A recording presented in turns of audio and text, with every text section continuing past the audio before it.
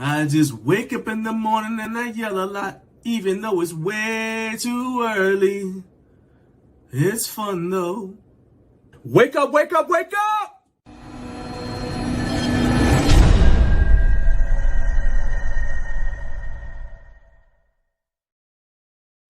Wake up, wake up, wake up!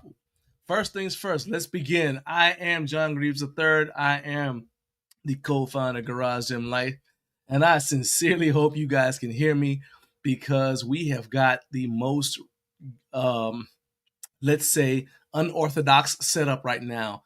My normal computer is out of whack, so I'm using my laptop cobbled together with a different setup. There's wires everywhere, but we are here, and I am psyched, as we used to say when I grew up in Maryland, because we have hit our milestone of 50,000 subscribers. There were days, if you went back to 2 years ago, I couldn't even imagine having 50,000 subscribers. But straight up, like Carp said a few episodes ago, actually one of the last episodes of last year, my guy Coach Carp said he remembers me saying we were going to get 50,000 subscribers, and it just is so awesome that you guys got us to 50,000. Thank you so much. This is your first time checking out this show. Welcome. This is, normally the show isn't quite like this because, for one thing, I've got my normal computer, and also we wouldn't have just hit 50,000 subscribers on the channel. But I promise that you are still in for a good time. We had a bunch of moving parts this morning. My wife had to wake up and help me reset the internet. We had a last minute cancellation, but we are still here and we are live. We are ready to go. So let's go ahead and jump into the comment section. Let's go ahead and jump into the live chat, see who's here in the building. We already had some people waiting when I came in here, so let's go. All right, let's see here. My guy Carlos was the first guy. Actually, let me say, is this can you guys hear me? Somebody put in the chat, because like I said, we're operating on, we're not even on plan B. We are definitely on the backup plan right now. So I always go plan A, plan B, and the backup plan, and then avenue exit. We're definitely on the backup plan. All right. Jake, what's up, my man? Yes, man who parks in gym. What's up? What's up? What's up? So, all right. I appreciate you guys letting me know that. All right. So let's go ahead and make sure that we get some what you call the roll call done. So Carlos was the first one in the building. Carlos said, "Wake up, my man! I am awake. I'm ready to go. Been up since 4 a.m. scrambling, like Cameron said in the song Boy, scrambling." All right. Jared Martin says the 50K subscribers episode. Let's go. Hey, what's up, my man? You got us here. And you helped get us here. And I gotta say, special shout out, like I said on Instagram, to Carlos, to Jared Martin, and to Eric Eccles, because and then he's not here yet, but also Coach Carp, because those guys, they have gone above and beyond sharing the links. Heck, Eric helps to find me guests, all kinds of stuff. So, I really, really appreciate all of you guys for all that you do in order to get to make this show work. It would not work at all without you guys. So I 100% appreciate you. That's why I gave you guys a special shout out on Instagram. I appreciate all of y'all, but look, you guys went above and beyond. So thank you so much. All right. My guy, man who parks in gym, said, "This is my cue. It's time to head to work." Hey, let's go. Just take us with you. That's all I ask. Just take us with you. Have the phone. I don't know if you've got YouTube Premium, so you can kind of turn the, you don't have to have YouTube up the entire time, but still, put it on the phone, throw it up on the dash, head on to work, man. All right. My guy, the Statty Daddy, is here. He said, "Now let's begin. I am Kurt, MF in Stasvold the first." Dang, he gave me his whole government, as they say. Garage Gym Radio. What's up, Jake? How you doing, my man? How you doing? All right. Carlos said, "My mic sounds nice." Jake said, "I'd share more, but your competition."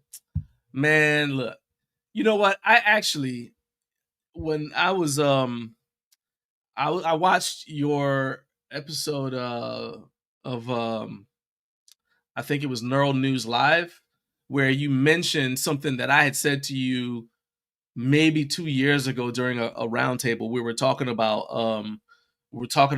garage gym life versus everybody else, right? And I said I don't look at you guys as competition because I feel that we're competing against the commercial gyms, and that's due in large part to my background, like how I came into having a home gym over 20 years ago, right?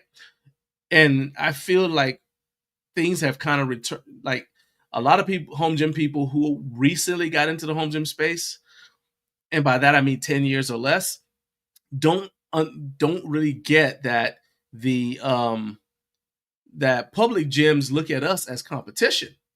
You know what I'm saying? They look at us as taking, or they look at home gyms and people who do like what we do, content creation, letting people know about products that are available and all that kind of stuff so they can start a home gym. They look at us as competition. Like we're taking away customers from them. Now, we don't necessarily look at it that way, but they do, right? And so when you said you were talking about why some brands like American Barbell specifically don't make a big, don't really emphasize being part of the home gyms, being part of the home gym space, although they do manufacture and sell stuff that is popular in the home gym space, feels even active, obviously in the home gym Discord, or else the Chewy bar wouldn't exist. It's because they don't want to alienate their commercial gym customers, right? So there you go. So I'm just going to reiterate that I see what I do, what you do, what Joe Gray does, as different, right? We're all providing a service to the home gym community. So I'm sorry, you competing with me, I ain't competing with you. All right. Jake said, good job with the HFA videos. Those were great. Hey, man, don't be jumping ahead in my rundown, okay? That's lower. That's further down in the show. We're going to talk about the HFA thing later on in the show. Michael Vodre said, congrats on 50K. Hey, I appreciate you, Mike. All right, so let's go ahead and jump into our first segment, which is, oh, you know what? I'm so excited, and I got so much going on. I never even told y'all what's going on today. All right, I need to get my life together. So let's go ahead and tell you guys what's on today's show. So first of all, we're going to do news and other things, and we're going to have a brand new Recliner of Rage. I'll tell you guys why I'm mad again this week. And once again, I do not seek this stuff out. It just happens. It just happens, right? And second hour, we're going to react and respond to things I've seen on the internet. I would say not just the internet, but just things I've seen that I want to share with you guys. But some of the things from the internet are things that you guys have submitted to me. So I'm excited to talk about that stuff. In the third hour, we're going to have, which is 8 a.m. Eastern time, Will Whitman from HomeGrown Lifting is going to jump on. Will, we were originally supposed to have Yogi and Benji from Freak Athlete, but they had a last minute emergency, and so they had to reschedule. Well, then Will went ahead and was good enough to jump in. So we're going to have him come on, talk about what's been going on with his brand. He's going to give us a sneak preview of what he's taking to Home Gym Con. We're going to have a good time. And that is going to be the show. So now that we've done that, let's go ahead and get started with news and other things.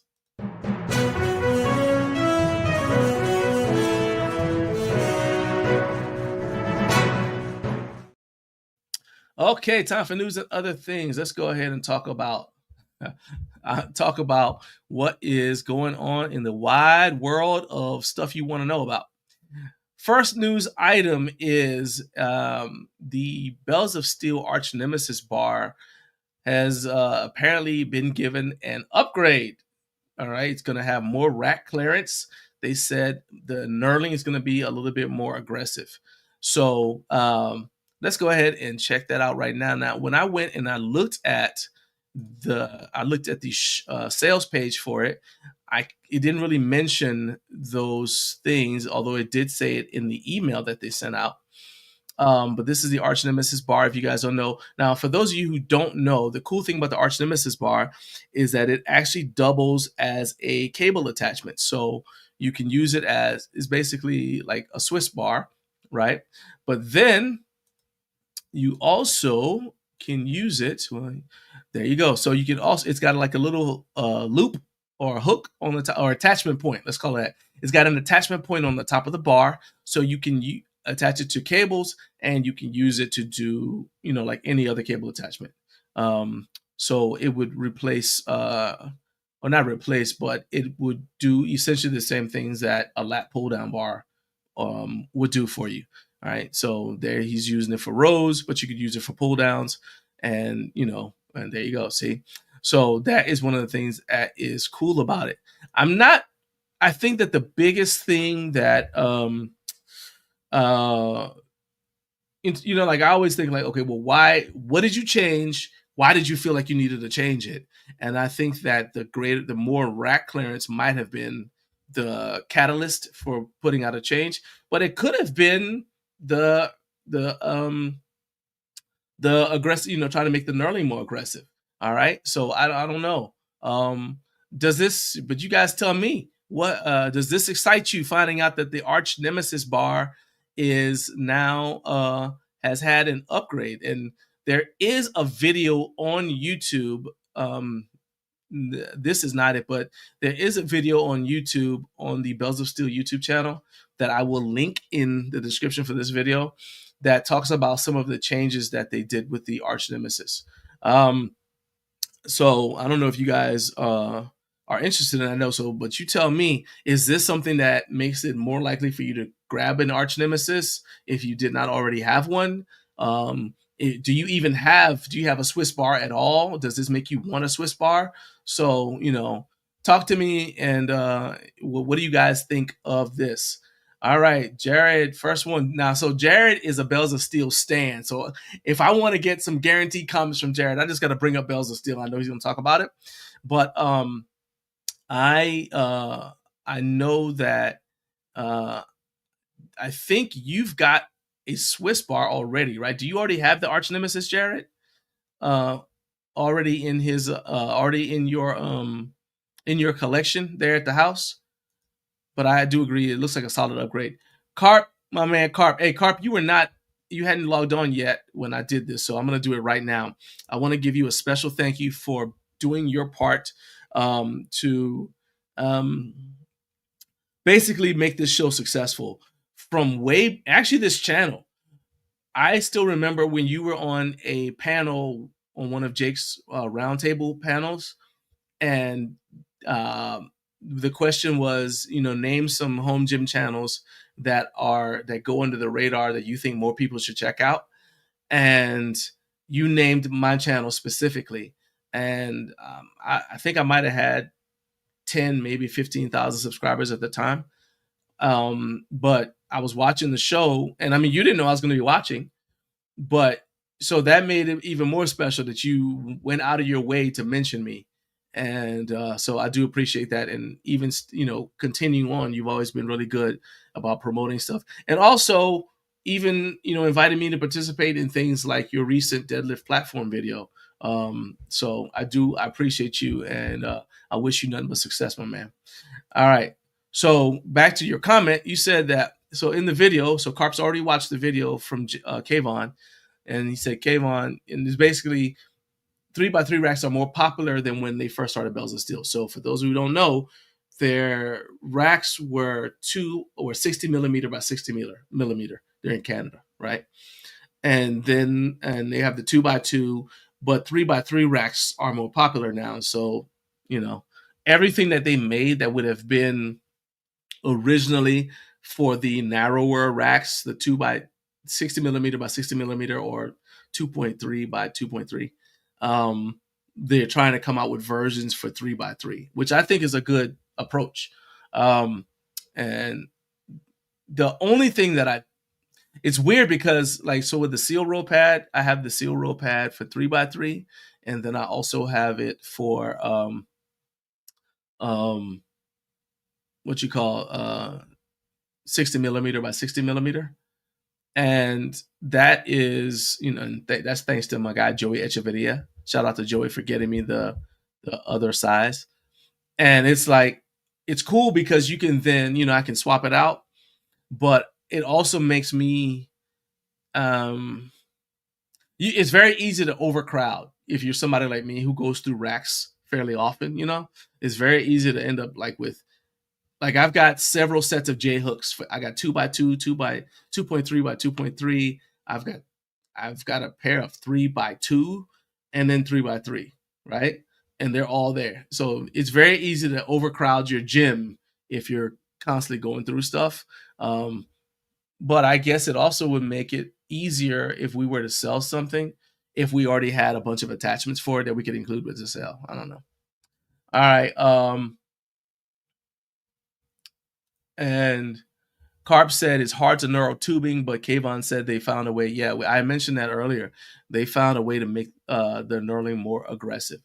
And Jared says, I had the original arch nemesis, but my current multi-grip bar is from a different brand. Okay, I got you. I thought I saw you with one in your videos.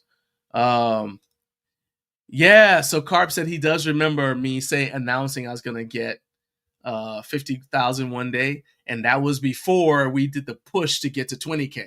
So before I'm sorry, let me back up. I said I wanted 50K before we did the push to 20K, but I think what you're talking about is when you announced, when you were like, we're telling people to come check me out. And that was, it was before I started like the publicly saying it was a push to 20K. And you said that during Jake's show. So Jared said these upgrades to the arch nemesis would make it more likely for me to buy this bar again, but it's not a need for me right now. To quote Jake Jaworski, none of this stuff, or the home gym community isn't a needs-based community, okay? I like what you said, Jake, in your show, where you're like, those guys with big trucks, do they really need them? No, but they have them anyway, right? And it's like a lot of the stuff that we have in our home gyms isn't stuff we need. I think that people who talk about what they need in a home gym are the people who are setting up a home gym. Because they're still in that, all you need, like, first of all, like, all you need is one kettlebell to start a home gym. All you need is a bar and a bench, whatever, right? We're well past need. So, I mean, because it's not like you couldn't sell the bar you have now. You know what I mean? But I get it. And let's say Jonathan from No Fate 24/7 checking in. He said, I came here for all the freak athletes out there. If Big Papa Pump is your hookup, Holly. All right, so that's an awesome wrestling promo. Unfortunately, I got to tell you that Benji and Yogi from Freak Athlete were not able to make it. They had to reschedule. So we had to pivot the show.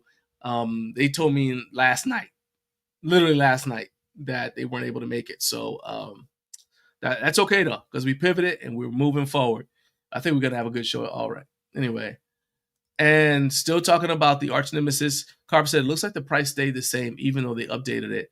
So they've had some big sales in the past, like up to 40% off.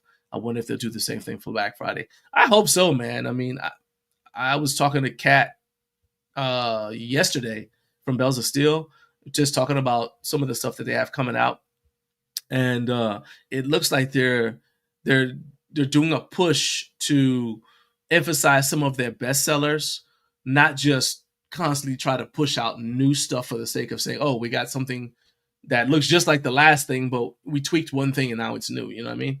So I like that they're re-emphasizing some of their bestsellers, their crowd favorites, if you want to say. All right. Let's see here. Let's see. So oh shoot, Jonathan said, "Do you need me to call in?" Hey, Jonathan, you come on in here. Actually, this is your wheelhouse because we're talking. All we're doing is talking about the news. If you want to jump in here, I'll send you the link. Hang on. This show is a little bit. We're freewheeling a little bit right now, so let me go ahead, pause, and send this to Jonathan. I'll never turn down, especially a celebrity of your caliber. Let me send this link to you real quick, because I would like to get some reactions from you. All right. Link for today. All right, let's go ahead and send that out to you. Bam, there you go. All right. All right. Anyway, 1 second here.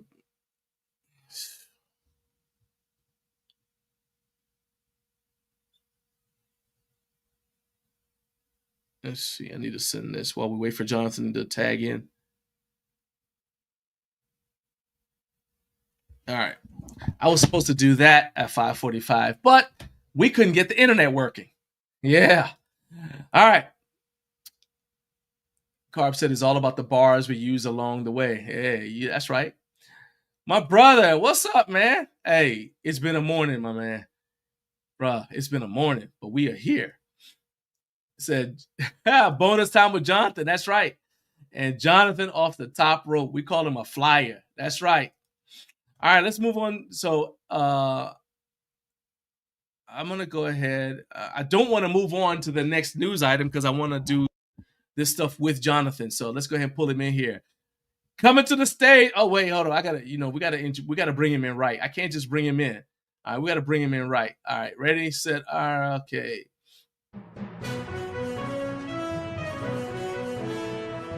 Am I live? You are live. Yeah, buddy. What's up, buddy? Yeah, man. Sorry, I'm coming at you from my phone because we're trying to get this Murph training in, getting a little bit of weighted vest, some PPE, just gotta get in training, right? I come down here to listen to Freak Athlete. I heard they ditched you at the last minute like a prom date. It wasn't pretty, and I figured gotta have me come in.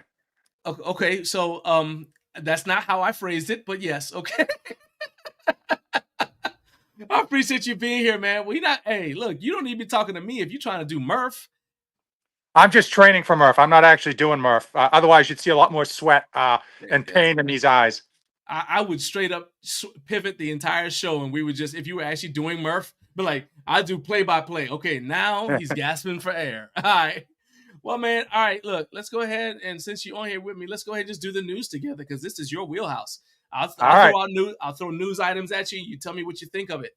Before we do that, I want to just say that the arch nemesis bar.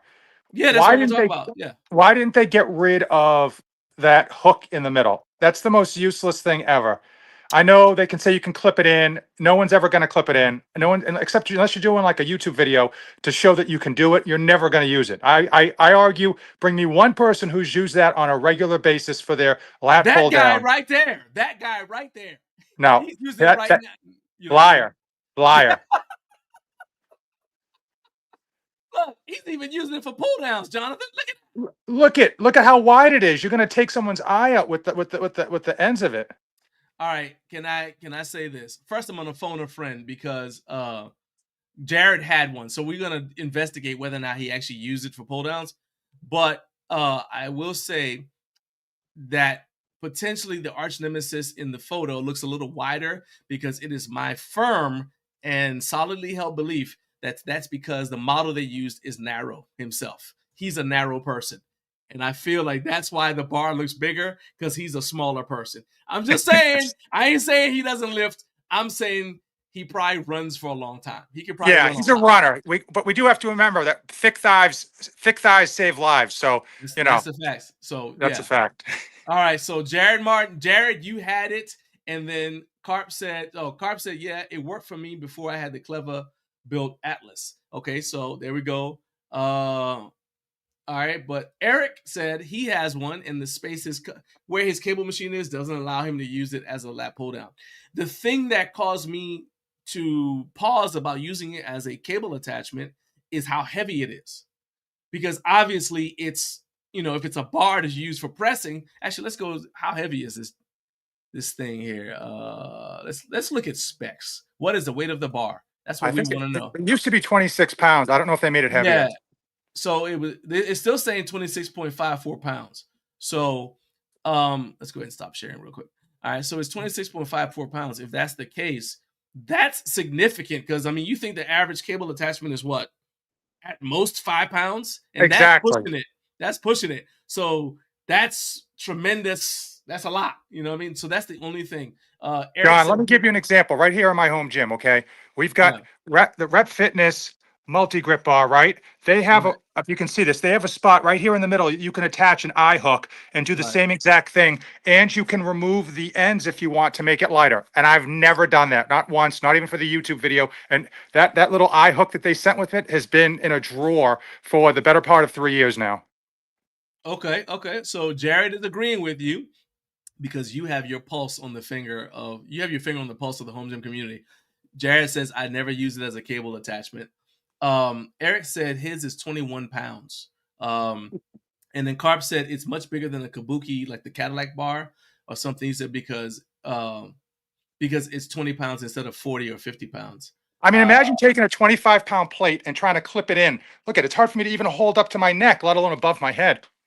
yeah, yeah. So Carp said, I'm not saying it's ideal. It'd be better if they made a version without the sleeves as a cable attachment, but that was a whole nother ball of wax, probably. However, Jared says, caveat. Here we go with a caveat. My lat row was different and in my garage, whereas now his lat row is in his basement near his main gym room. I don't know if you know about Jared and his champagne caviar lifestyle. He's got the gym and then the gym annex. Yeah. There's a lot Yeah. going on. I've seen the videos. Yeah, I've seen the videos too. He's popping bottles and kissing models over there. He's just doing it all. Oh man, that's it. This dude, you're on fire this morning with the wrestling promo. Okay, if you smell. All right. Hey, Rob, what's up, man? Rob chiming in before heading off to school. He says, I have a surplus strength UPS that sits inside my rack. He said, no way I can clip the bells of steel multi-grip on. He uses Clever Built Atlas. He thinks that the knurling is better on the Atlas. Now, we don't know. I guess we'll find out at Home Gym Con if, and in fact, we can make this one of the projects that you and I work on because we said we're going to like walk around and look at stuff together. Let's compare the new arch nemesis to the old one because I want to see if maybe the knurling is the same or different. Yeah. All right. And let's see here. Let's see. Eric said I had the Titan multi-grip cable attachment. He said that thing was 45 pounds in a tank, and he did not own it long. Well, look, you know how I feel about Titan, so hey, look, there's 637 of you guys watching right now. I need every one of you to click like and then subscribe to Jonathan. Subscribe to Jonathan because Jonathan has revived his YouTube channel. He brought it back from the dead. I watched the video. You better believe it. We're chugging along now, man. We're cooking with Crisco, as my grandfather would say. That's it. So we need to get Jonathan going. We need to get him going. Everybody subscribe. All right. And my brother says it's just a sales pitch. I wouldn't buy it. And Home Gym Physique. Hey, what's up, man? He said, what is the point in making cable attachments so heavy? I've never understood that. I mean, that's kind of what we're saying. It's like I think Carp was talking about, he said it's like almost like a counterbalance. You know what I mean? So there's that. Matthew Dickman said, if you want a multi-grip lat pull down, you can go Rep X Clever, I guess the Atlas or Rogue. And Carp said, I like the Mutant Metals arch attachment, but it's also heavy with the knurled dip handles attached. Good Lord. So that's the thing. And you actually, this is a no drama zone, but I know you did do a video about that topic. So if you would like to talk about it a little bit, John, I was just going to say, one of the nice things about the Clever Rep collaboration is they made it out of aluminum, so it's plenty strong, but it's super light. So if you are going to clip this in, you can do it one-handed, even if you're not an absolute unit like I am. Is it aluminum? Yeah, it's because that's what it's super American light. Barbell made theirs. Out of super light aluminum. Yeah, I mean it's sturdy. It's not like you can't bend over rows with 600 pounds on it, but it's light aluminum. All right. Rob said he watched your revival video. He said it's great advice for content creators. And you saw what I said when I was like, man, I have so many thoughts, but I was like, I don't think that my thoughts, they weren't like bad, but it's just like what I think about that is would be boring to the general audience. So I didn't put like a big comment. But yeah, it is something that I want to talk about at some point with you and maybe whoever else is interested. Okay, and my brother. Oh yeah, hey look, he says he has to act like he's working. Look, you know what you got to do. First of all, he's the foreman, so all he's got to do is basically point a little bit, give some directions, and go sit back in his truck. They don't want you to be out there with them anyway. They want you to go sit in the truck and say, hey, go away so we can do what we want. So yeah, we'll see you when you get back in the truck, man. All right, let's see here. And wait a minute. See, look, you're back already. He said Euclipse has one that looks promising. Yes. To me, the U clip is kind of like it's like a multi-purpose. You know what I mean? It's like you can just clip it onto anything. From what I've seen of the U clip stuff, you can use it for a landmine. I saw him using for T-bar rows. It's like you can do anything with it. You know what? I'm gonna move on to the next news item. We're at 6:30. We've covered one news Let's item keep it so far. rolling. Let's keep it rolling. Let's Besides the 50K, you hitting 50K. That's amazing. dude, man, I was walking my dog and came back and we had hit 50K and I told my wife, she said, "We hit it, we did it." I was like, "Yeah, we did it." So yeah, I'm super pumped about that, What, man. I John, appreciate what all you you got to guys. do is you got to call up the channels that you don't like, and we know who they are. We're not going to say their name, and just say, "Do you like apples?" And when they say, "Yeah, I like apples," and you just slam the phone and be like, "Yeah, I got 50K. How about them apples?" Just like that. Just like I'm that. supposed to do that. So the thing about that you just said, it's like slam the phone down. That is the most unsatisfying thing about cell phones nowadays. Because remember when we had the old phones, you get mad, Oh, you hang up on somebody, you hang up all hard. Like, yeah. oh. Now you can't slam yourself. I mean, what he's like, like, it doesn't do anything. It doesn't get the same vibe, man. It's horrible. All right, let's move on to the next item. So we're gonna share screen. Micro Gains is offering a blemish sale. It's a blemish plate sale, so it's pretty much, you guys know I'm a big fan of Micro Gains, but Love micro gains. it's covering their dumbbell fractional plates as well as their standard 1 inch center hole fractional plates, and it's obviously while supplies last. Um, it looks like they've also got some blemished gym pins in 3 inch length, and then they've got the Olympic fractional plates. Looks like it's 1.25 pound plates. So basically, you just go to, I'll put the link in the description of the video so you guys can just go check out what's on there. But it's 30% off and it's while supplies last. So John, if I you don't care wait, what they say at the club. 3 inches on that loading pin is plenty. Is plenty. there you go. There you go. It's girthy though. Think about that. Pause. All right. Anyway, let's see. All right. So my brother said now he's gone again. Okay, you'll be back. You'll be back. All right. So you've got a comment. This is what kind of show we have. We have comments from Jonathan's video on this video. Let's go right now. I don't care. All right. So Homes and Physique said the problem with creating a separate YouTube channel for different niches is that you could end up with a billion channels. That's a lot of work. Yeah, That that's is a that's lot the of. arg- yeah, that's the argument I made in the video. Is that if I had started off doing that, if I'd started off with, like, let's just say 5 channels, okay, which seems like a lot, but if I just started off doing that initially, I would have been better off. But now that I've way down the line here, it would be too much work to kind of go back and still try to maintain the high quality that I'm putting out now. So my general thought about that is, I don't think it's a bad idea to have multiple channels, but I think you need to hit a certain threshold. You know, like you get to a certain point where your channel kind of like just like it's big enough so that like for example, Basement Brandon, right? He can just put out a video. It doesn't have to do any SEO. People just, and I mean seriously, it's like Yeah, because his name is searchable. People are searching just for his name. People are searching for, hey, well, what did he do recently, right?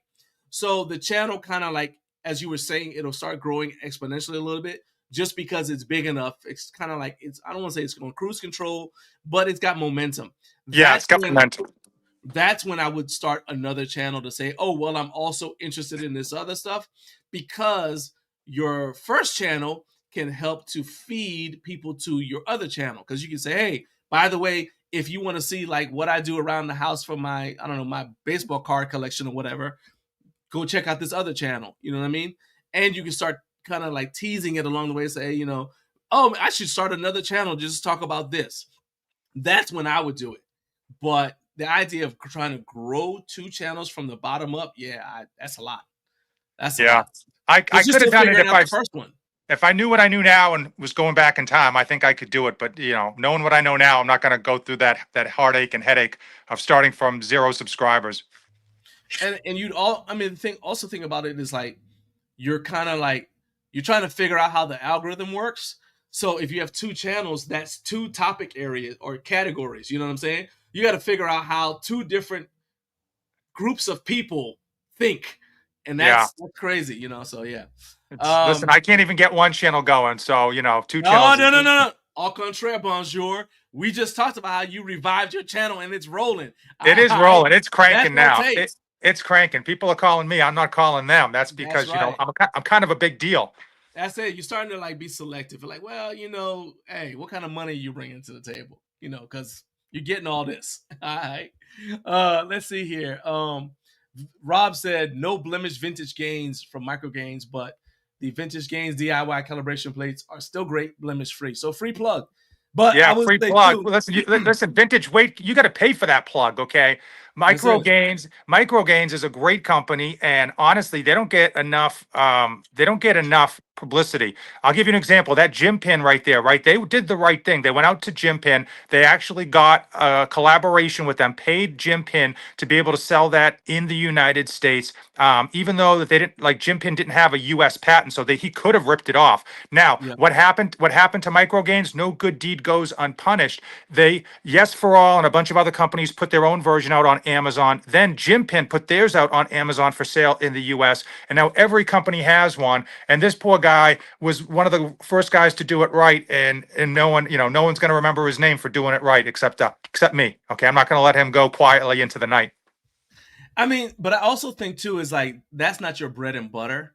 I would say like to me having the at this stage having the gym pin on there, it's kind of like when you're at Walmart and you're buying stuff and you remember, I need to I need to change my oil.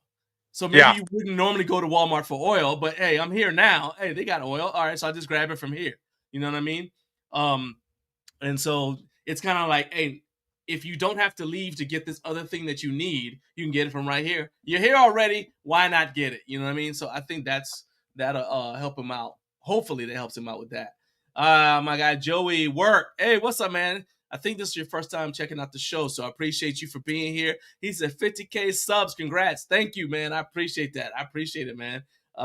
Like I promise you though, my determination to do more with the channel has not gone down, is actually expanded. So, and we'll talk about that a little bit later on in the show.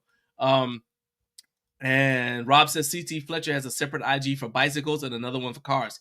Yes. However, again, this is somebody who's got an established, YouTube presence. Heck, he's helped other people grow. Mike Rashid wouldn't have what he has if not for CT Fletcher. You see other people who've grown because of him. So yeah, there's that. And Carp said, it always makes me wonder that now you know how to edit, how to make your videos snappy. If you would do better starting a new channel in a different subject to just see what happens.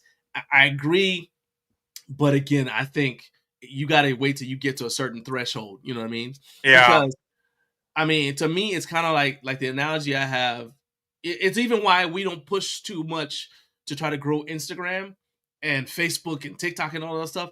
Because it's like if you take if you take water and put it into one bucket or one swimming pool, it looks like a lot. But if you spread that water out across 1,000 yards, it's gonna look like it's like little droplets and it doesn't even have an impact. And I don't want to have that. I want to have it make an impact or have an impact anywhere that I am. So there's that.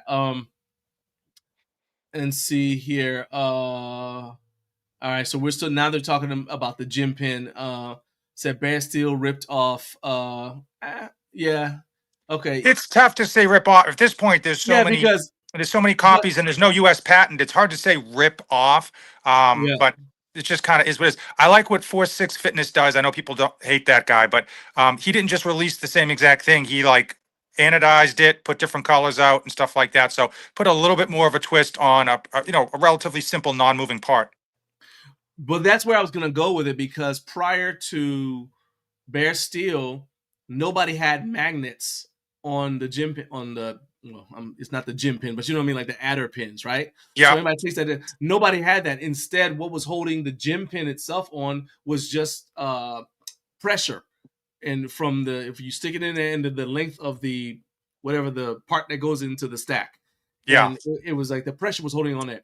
Bear Steel came in and says, well, why not put a magnet on it to make sure that it's secure? And they were the first ones to do that. That's why I was like, well, I can obviously see where they got the idea. And we actually even did a video where I compared both the gym pin and the Bear Steel to each other head to head, right? I can see it. And then, so I don't mind that. If you see something that exists and then you kind of take the design forward, that's fine. But if you just copy the exact same thing so that I couldn't even tell it looks like knockoff Jordans over at Ross Dress for Less, then I'm like, look, man, what are you doing with your life? You know what I'm saying? And also the Bear Steel one is heavier. So like the idea was to use it as an adder pin so you wouldn't have to have whatever, which is what Carp just said here. So there's that. All right. Next news item. Moving Yeah, along. let's go. Let's keep this rolling. We got to make hay while the sun is shining over here, John. We got stuff going on here. All right, so the next news item I got here, if I can finally pull up my rundown. I'm also operating with effectually one screen. Okay, Fringe Sport has raised prices. I don't know if you guys saw that. Did you guys see PK's video where he was? Yeah, we saw PK's video. He's raising prices on the bumper plates and a couple other things. That he had preluded to this in other videos that all their prices are going up regardless of whether the tariffs have kicked in or not. I know people panic when they hear that word tariffs. I do like the fact that he's letting you know. Obviously, it's a marketing campaign. It's a marketing campaign because now people are like, well, I didn't need a new bumper plate, but it's going to go up. I better buy now. It's kind of like with the price of eggs. Once they go up, people are like, I better buy them now if they're on sale. I don't think it's a bad thing. I love the transparency. We all love PK. He's a class act. So it's nice to see. Fringe Sport is in that weird spot, in my opinion, in terms of like they're not the least expensive, but they're not the most expensive. But it's tough. Like they've got good value, they've got good products, but they've never been a company to like win you over on their price point. They do have some good sales from time to time, but at the end of the day, most companies are going up. They just don't tell you about it. It's the middle of the night, the website changes over, and you find out like Rogue raised their prices $200 on a rack overnight. They don't ever tell you about it. So the thing I say about the thing with Fringe Sport is they've never been the ones, like the thing with the Dane even was a little bit like, to me, I was like, oh, they're doing that, because to me they've always been kind of like a basics. Like I was just talking about it, where people talk about how all you need to start a home gym is this, right? Yeah. To me, they were that company that had the stuff that you would need for the basics. You're not going to get a bunch of flash, but you can go there, get the basic garage gym, home gym starter set, and you leave their website with everything you need to get started. Then if you want to start upgrading or whatever, you start looking around to other places. That's how I've always seen them. So I think that the biggest innovation that I saw from them prior to this thing with the Dane was honestly their 10-pound bumper plates, the fact that you could drop them. Remember they dropped them off of the roof. Yeah, it was like because before that, everybody was always like, don't drop the 10-pound bumper plates because they bend and warp, right? And so to me, I think this just kind of is in keeping with him saying, look, we're still trying to appeal to people who are budget conscious, but we're letting you know, hey, I got to raise prices, so now you can prepare for it now. He's been telling people, and I think most people, when he was first started saying it, they were like, yeah, okay, we'll see, and they still procrastinated. But then he's like, okay, yeah, prices are going, it's this Monday, prices are going up Thursday, and that's, deadline spur action. So people are like, okay, yeah, we're gonna have to buy some stuff. So yeah. Let's see here. Hey, Michael Brantley, what's up, my man? Hey, Michael, I got a question, man. Were you FMF or were you in the Marine Corps? Because I saw, and that's based off of a post I saw where you said that the Marine Corps got you doing pull-ups. So the reason I asked that is because he's affiliated with a Naval Community College, which is Annapolis. I'm thinking of the. Yeah, it's different. It's basically it's a way for you to get your college work done while you're still, especially if you get deployed. It's really really difficult if you're in the military, because you start school and you go, now you got to do a 6-month deployment. The semester's not even over yet. Hey, I'll be in Japan for 6 months. And also, while I'm in Japan, I might be on a float. I'm on a ship. I can't even send my stuff in. And so it's really difficult sometimes for colleges to work with you. So he's affiliated with a program that is really doing great. I actually want to bring him on. That's doing stuff to help people out like that. But anyway, so I was just curious. Okay, you were in the Navy. Okay. All right, there you go. I was just curious if you were with the Navy or not, because I saw that post. I appreciate you being here, my man. And then Eric said, I love my Fringe Savage bumpers. So who else likes it? Tim, Jim Crafter. Tim was like, I felt like I wanted to ask him if he wanted to be alone with him, because when we were at Home Gym Con, he's like, just first of all, if you're single, you need to get you somebody that looks at you the way that Tim was looking at those Savage bumpers. All right, I mean that's what you want. All right, he Hey, is was he gonna make another video about Coop at Home Gym Con this year? I don't like. I mean, talk about drama, man. Jeez, I don't know. he came. So we were he shared my hotel room with me. We were roommates, and he came in. And he was like, he said, "Hey, I'm about to do something that's gonna cause trouble." I was like, and so he told me, and I was like, yeah, you about to throw a grenade in the room and walk away. So Oh, you about to cause chaos. And that was my the best thing that ever happened to Coop the because next day, the shrapnel was everywhere. I was like, oh God, man.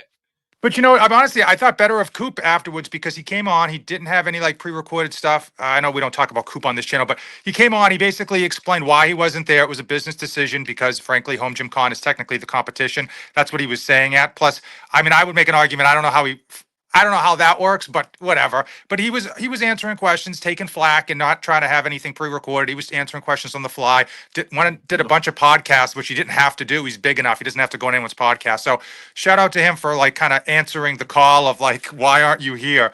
But I mean, like, listen, Yeah, in fact, he could have ignored it. yeah, yeah. He I could mean, have when you got ignored it. 7 kids, it's hard to get away. Am I right? I mean, I think the process of having 7 kids is part of why he didn't have time. Yeah, he's looking to make number 8. He's Yeah, like, uh, he's he's like like, Elon Musk. She's getting after it. I love it. he's That's a lot like, of love in what's that his name? family. That's good. What's his That's name good. from the NFL? Ryan Fitzpatrick, who had so many kids. Like, it's like Oh he yeah, showed me like a tribe. Ryan, yeah, it's Ryan Fitzpatrick uh, with the giant beard. Yeah, that's hilarious. Nick Cannon's another one. He's got 12. Like, Oh my, I'm like, what are we dude. talking? I can't remember I got 2. I can barely remember their names. Yeah. 12. So Forget look, it. my grandfather had like 18, right? And I Oh, jeez. seriously, so we go to the family reunion, and you see everybody descended from his line, and there's like this, like we have our section of the family reunion, and then everybody else has like like a reasonable number. It's just like, hey, there's a lot of us. Keep that in mind if you want to talk crazy. There's a lot of us, and Yeah. that's got nothing to do with anything. All right. Um, Next topic. Let's rock and roll here, John. well, I'll give you, we have a oh, question. last So question. Home Gym Physique wanted to know what frames per second you record your videos in. 30. Yeah. If I'm making B-roll, so good, great question. If I'm making B-roll, I will do 60 and then cut it down in half. So it'll be slow-mo. And even if I run that at regular speed, it'll look like real ultra crisp, which some people don't like, but I do. So forget them. 24 is usually European. Yeah, the Europeans, I think, use 24 more, or cinema. People who want a cinematic look will use 24. But yeah, 30. 30 is my usual go-to. Yeah, so mine has been on 30. It was one of those set and forget things. I leave it at 30 and I move on with I haven't even thought about it. Jeez. I mean, so since 2019 was the last time I thought about it. I just said it 30 and I just forgot it. So appreciate the question, man. I'll do Hey, slow mo. I mean, my channel is better than yours, John. I mean, you wouldn't know it that's from the good. That's subscribers or good. the views, Oh but no, it's 100%. I'll make a I, video saying that. I'll get slow mo, which is like 120 frames per second, and really dial it in to get that crisp stuff. But since no one watches my channel anyway, you wouldn't know it, so it's not a big deal. Look, you do have people who watch your channel, and both of us are going to be there watching again today. All right. Hey, let me ask you before I let you go. I'm going to ask you a question though. What did you think about? Because this is a topic we're going to talk about later. What did you think about the HFA coverage that I did? I'm not talking about like whether you liked my videos or anything like that, but I'm talking about in terms of should we have more coverage of events like that? Obviously, Home Gym Con, but you got HFA, you got the Perform Better, you got the Fit Expos, you got Idea. I There's think we a need whole more lot of coverage. I mean, the reality 50. is like Home Gym Con is going to be like, I don't know, 60 content creators, so that'll be plenty. But there's a lot of smaller events that I think need coverage and that are interesting. The tough part is if it's not massive, you don't get as many views, and that kind of turns people off from putting the time in to cover it. So I do think that stuff needs coverage, and I think people will watch. But it's rough, man. Sometimes you do a video, you put all this time in and effort, you go to a location, you're filming on the spot, you're doing it live, and all this stuff, and then you see some of the views and you're like, I'm not doing that again next year. You know what I mean? Yeah. It's tough. Obviously if you get reinforced with great views and stuff like that, then of course you want to like repeat that process. But I do think it needs to be covered. There's a lot of great things that are happening that just people don't know about because it's just no one's, it's not making the news or it's not being covered. All right, that's what like I said, man, we're gonna be diving into that, and I wanted to get your take on it because you are a content creator. And I would say you're in New England. I know that there's stuff that happens that's like local to you sometimes, or maybe not too far away. And I'm like, that's the kind of stuff I would see. So like there was like the Nashville Fit Expo, right? Yeah, Nashville Fit Expo. That's not too far from me, but I mean it's like 4 hour drive. But I Yeah. enjoyed going to it. That's where I first met the guys from Frey Fitness and a couple other smaller brands. And I'm like, I would love to see stuff like that, you know. I can't get up to New England to cover something like that. So I'm like, I would love to see little things like that. Because the idea, I think a lot of times people forget that the idea behind what we're doing is to give access and viewpoints that most people wouldn't have. Yeah. You know what I mean? So that's it for me. All right, my man. I appreciate you. Go ahead and do your Murph training, and hey, I hope you survive. And if you want to live stream the actual Murph, I'm happy to do play-by-play for it. No, Yeah, really, see, that's I would do part of it. the problem. I like doing Murph, and I like making a video out of it. It is so difficult to record Murph while you're doing it by yourself. In order to actually, Because it's of the like run and all that. it's Yeah. just like because of the mile run, and then of course it's like it's just boring if you're doing like in the middle of like pull-ups and push-ups. You have to like kind of like remember to talk to the camera and then do all this editing. Especially if you're a lone person setting up one camera, it's a lot of work. It's almost as much work as doing the Murph itself. But Yeah, I listen, got I'm trying to get people. If anyone's in the New England area that wants to do Murph, Misery loves company. you. So let me know. Yeah. Yeah, let's get that hooked up. All right, hey, go run Murph with no fate. That's it. Yeah. All All right. right, guys. Peace All right, my out. man. Catch you out. Bye. Later, man. Thank you. All right, that was my guy, the man himself, No Fate 24/7. You know him, you love him, and even if you never heard of him, you know that there's something missing in your life, and it is No Fate 24/7. So you guys make sure that you check out No Fate 24/7 on YouTube, Instagram. Heck, go check out nofate247.com. Do all the things. Do all that. I'll put the link for his channel and all that in the video description. All right, so it is now 6:52. We're officially late, okay? However, what we have done is go through all the news items. So we're back on track. And so right now it is time for the most popular segment. And then after that, after we do that, we'll come back to round up the rest of your comments. But right now, we got to put a pin in that. We're going to pause because it's time for the most popular segment. That's right. It's time for Rage. Recliner of Rage. Let's go. It's the Recliner of Rage. It's the Recliner of Rage, 'cause he's not happy.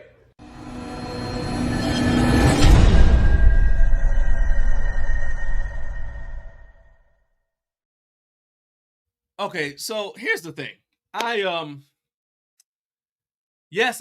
So there is rage, don't get me wrong. But as I thought about this, I'm almost impressed by the creativity and ingenuity that FedEx has in terms of the different ways that they figure out to make me mad. Okay, I am impressed by how many creative ways FedEx figures out to make me angry. All right, let's tell you the story.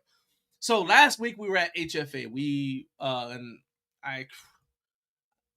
Well, that's a whole different story. But basically, we were at HFA. All right. So we left Tuesday night, and we were there from Wednesday through essentially Saturday morning because our flight didn't leave until late Friday night. Okay. And so we got back Saturday morning. All right. So because I knew that last week I wouldn't be here, I told everybody who was sending us products that we were going to have to do videos on, don't send me anything the week of the 14th of March. Okay. Don't send me anything the week of the 14th of March. It was like, I was very specific. I said, I will not be here. Do not send, I say this again, do not send me anything the week of the 10th through the 14th of March. I won't be here. Okay. Send it the week after. See? Send it the week of, send it on the 19th. Send it on the 18th. I don't care. But don't send it from the 10th through the 14th because I won't be here. All right. So naturally, while in Vegas, I get an email that says, hey, your items are out for delivery and will be delivered today. Wednesday. What? What do you mean? What are you talking about? Your items will be delivered today. No, I said specifically don't deliver anything. I'm not there, which means my mom is here and she's got no business moving this stuff into the gym. So I said, all right, so I'm scrambling. I call her. hey, and I told my mom, hey, mommy, hey, I'm sorry. I tried to make it so that this wouldn't happen, but we got some stuff that might be showing up. So just keep an eye out for FedEx. When they get to the house, do not let them leave, because y'all have seen on the show, they're subject to just drop stuff off and drive away, leaving it right in the driveway. That's another, y'all think about that now. My wife was outside and that FedEx driver dropped off stuff right in front of her car, blocking her in. I can't have that. Okay. What if they had done that and my mom had to go pick my daughter up from school? How's she supposed to move this stuff? I mean, because like one of the items is a power rack. So I'm like, okay. So I said, do not let FedEx do this to you. Keep an eye out for them. And when they show up, I want you to open the garage door, make them bring it into the house and drop it off. And then don't worry about, I don't care about it being neat. Just as long as you get it inside the garage door, and then I'll take care of it when I get home. She says, okay. So she keeps an eye out. Well, sure enough, I get another email Thursday morning, because I don't hear from her. I'm like, oh, well, it should be okay, but I'll just double check. Well, Thursday morning, before we go into the expo, I get an email again, and it says, your items, there was a delivery, your items delayed, but your items will be delivered today. So now it's Thursday. I'm like, okay, so they were supposed to be delivered Wednesday, a week early, but now it's going to be Thursday. Okay. Hey, reach back out. Hey, this stuff, it might be today. Okay. Well, guess what? It didn't happen on Thursday either. All right. So now my mom's not watching out, because she's like, okay, well, I guess it ain't happening. And she got stuff to do with her life. So she's doing what she does, right? So naturally, they delivered the stuff on Friday. Excellent. So now it's outside the house. So I had to call my pastor. I had to call one of my pastors and say, hey, man, I need some help? And he called another pastor who lives in our neighborhood. Shout out to Sean. And he came over and he moved. I didn't call Sean because I didn't know if I'd be able to get in touch with him. But anyway, Sean came over. He dropped what he was doing, came over, and he moved everything into the house for me. All right. There were several packages. I got a video. There's boxes everywhere. Okay. Huge shout out to Sean. I appreciate you, brother. Thank you. All right. I think Sean's wife, Kelly, watches the show. So, Kelly, if you're watching right now, please tell your husband that he's a lifesaver. I really appreciate it. All right. But why am I mad? First of all, you realize that I told them not to deliver anything last week at all. They were supposed to deliver it if they couldn't get it to me week before last, they were supposed to wait and deliver it this week. Instead, they told me they were going to deliver it last Wednesday, which would have been a week early. And then it didn't come on the scheduled the promised delivery date. Instead, it came 2 days later. So FedEx has somehow figured out a way to be a week early and still 2 days late. That's where the ingenuity comes in. Never in my life have I've been all around the world. I've been to a lot of countries. I've never met anybody who had the capacity, definitely not an entire company, that had the capacity to be a week early and 2 days late at the same time. I can't make this stuff up. If I made this up, you say it's far-fetched. If I wrote, if this was a movie, you'd say it was far-fetched. It had to be a comedy, but you'd say it's far-fetched. All that wouldn't happen. This is my life. What's going on here, man? What's going on here? A week early, and yes, the stuff is outside in the elements. A week early and 2 days late at the exact same time. I don't. All right, now I know y'all gonna have your comments. So now I'm gonna go in here and let's look at your jokes. All right, here we go. Carp said gets home and there's 8 packages on the porch. Dude, there's a lot. All right. I did a video and I was like, I'm not even gonna, I didn't even have the bandwidth to post it. I was just like, there's packages. I rearranged and there's still packages everywhere. Because so the power rack was more than one package because it wasn't residential freight. Like residential freight's gonna all be in one crate, but it was in boxes. So there were 2 boxes for the power rack. There was a treadmill. There was something else. Then the Freak Athlete Nordic, Hyper Pro, that came. So that's like 3 boxes. Actually, I got an email that said that the final box is on its way today. Should be arriving today. Yeah. So it's supposed to be delivered today. So we've already got 3 boxes of that. So yeah, there's a lot. So there's literally boxes everywhere. Rob said, as a vintage weights collector, I ship an enormous amount of weights. USPS and UPS have both caused me to rage. I feel your pain. Dude, I'm telling you, it's all of them. It's literally all of them. Amazon actually has the best track record, but all of them. I don't understand. Jared said, these are the kind of problems you have when you're an online shopping addict, but yeah, I know, right? I know it's me. It's got to be my fault. Look, dude, I've never in my life encountered a situation where something could manage to be both a week early and 2 days late. I ain't never seen nothing like that in my life. I ain't never. But you know what? You know what it's time to do? It's time to calm back down. Let's calm down. Okay. Calm down. Take a breath. You don't need no high blood pressure, plus you got a whole show to do. So just calm all the way down. That's better. All right, so I'm calmed down. I'm ready to just have a rational conversation with y'all now, okay?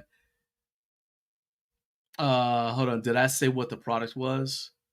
Which one? There's multiple products. That's the point I'm making. It's stuff from more than one group, and they all were shipped by FedEx, and they all showed up early and late at the same time. Now, I cannot blame them for the freak athlete thing because, and actually, I'll tell you guys the story. So we're at Home Gym, not Home Gym Con. I got Home Gym Con on my mind. This actually ties into what we're going to talk about next. So we're at HFA, and we had just finished the booth tour with Major Fitness, and my wife was getting B-roll. It was her turn to get B-roll because that's what we do. We'd shoot the video, and then one of us would take our other camera, and we would we then get B-roll because we shot all of the videos. Shout out to the Osmo because we're using my wife's Osmo Pocket 3. I was actually pretty impressed by it. But we use that for all of the videos with the talking, basically, because we were able to mic everybody up and everything. We didn't have to do any yelling. In fact, the sound comes through really, really clear. You guys can't tell how loud it was in that place, but it was. I mean, if you saw our walkthrough video that I did, it was packed. There were 360 exhibitors, so 360 booths in that place, and I forgot how many, several thousand people at HFA, and I'm just telling you, it was a lot, you know. In fact, I think they sent a thing talking about how HFA went. I want to say there were 10,000 people in attendance, but yeah, it was a lot, man. It was a lot.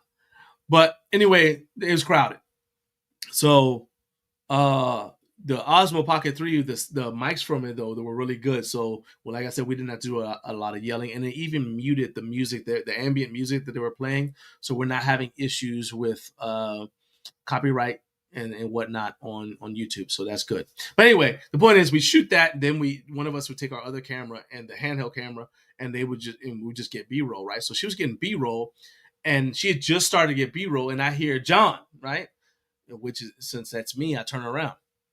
But I didn't really expect to know the person who said my name, right? Because, I mean, think about it, my name's John. So I'm used to being in places and somebody saying John, and they're actually talking to somebody else. But you yell John and like 15 people turn around. But I turn around and he's like, hey.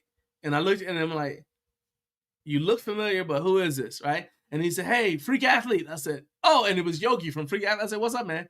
And actually, it's crazy because he had been FaceTiming Joe Gray at the time. So he said, hey, look at this. And he turns his phone, and Joe Gray's on the phone. And so I ended up talking to Joe right there while I was talking to Yogi, right? So Yogi's standing right there. He's FaceTiming Joe Gray. So Joe, Yogi, and me are all talking, right? And my wife is like, she said, "Oh, how you know them?" Because she's used to, ironically enough, I just said I'm used to turning around and somebody said my name, but it wasn't me they were talking to. I'm also accustomed to being places and somebody just knowing me randomly from the Marine Corps or from when I was doing martial arts or just any number of reasons, right? In random places. So she doesn't even flinch. She doesn't even bat an eye anymore. But she's like, "How do you know them?" And so I told her. And anyway, that's when we got the freak athlete. The Nordic Hyper, right? Yogi said, "Do you already have one?" I said, "No." He said, "Oh, well, I'm gonna send you one right now." So this was, I want to say Thursday morning. Yeah, Thursday morning. So they shipped it out. So think about how fast that was, though. It got to us very, very quickly. And actually, so no, it got to us, I think, like maybe Monday or Tuesday. So it's not included in the thing. But now I've still got all those other boxes, plus the freak athlete stuff showed up. That's kind of what I'm getting at. So I got boxes everywhere. So the long answer to your question is it was multiple products. One of them was a treadmill, one of them was a power rack. All right. And let's see. And Michael said, "At least you got the items and not on the island with Tom Hanks." Yeah, out there with Wilson. Wilson! All right. So let's go ahead. Since I already started talking about HFA, I want to jump into that real quick. And kind of tie it to the 50,000 subscriber thing. So first of all, it's 7:07. So shout out to the Central Time Zone. A lot of you guys have already been watching from the Central Time Zone. My guy, Coach Carp, Carlos from CBS, True Consumer Reviews, Eric Echoes. A lot of you guys are in Central Time. Manu Parks and Jimmy are in Central Time. So I appreciate you guys for being here. And I appreciate all of you who just tuned in to Up Way Too Early with Garage Gym Life. Go ahead and hit that like button. Hit subscribe for me. As you guys can see, the momentum is real, and we got to keep this train rolling. But yeah, let's talk about the 50,000 subscriber thing. And meanwhile, I'm also going to make sure I didn't miss any chats from you guys.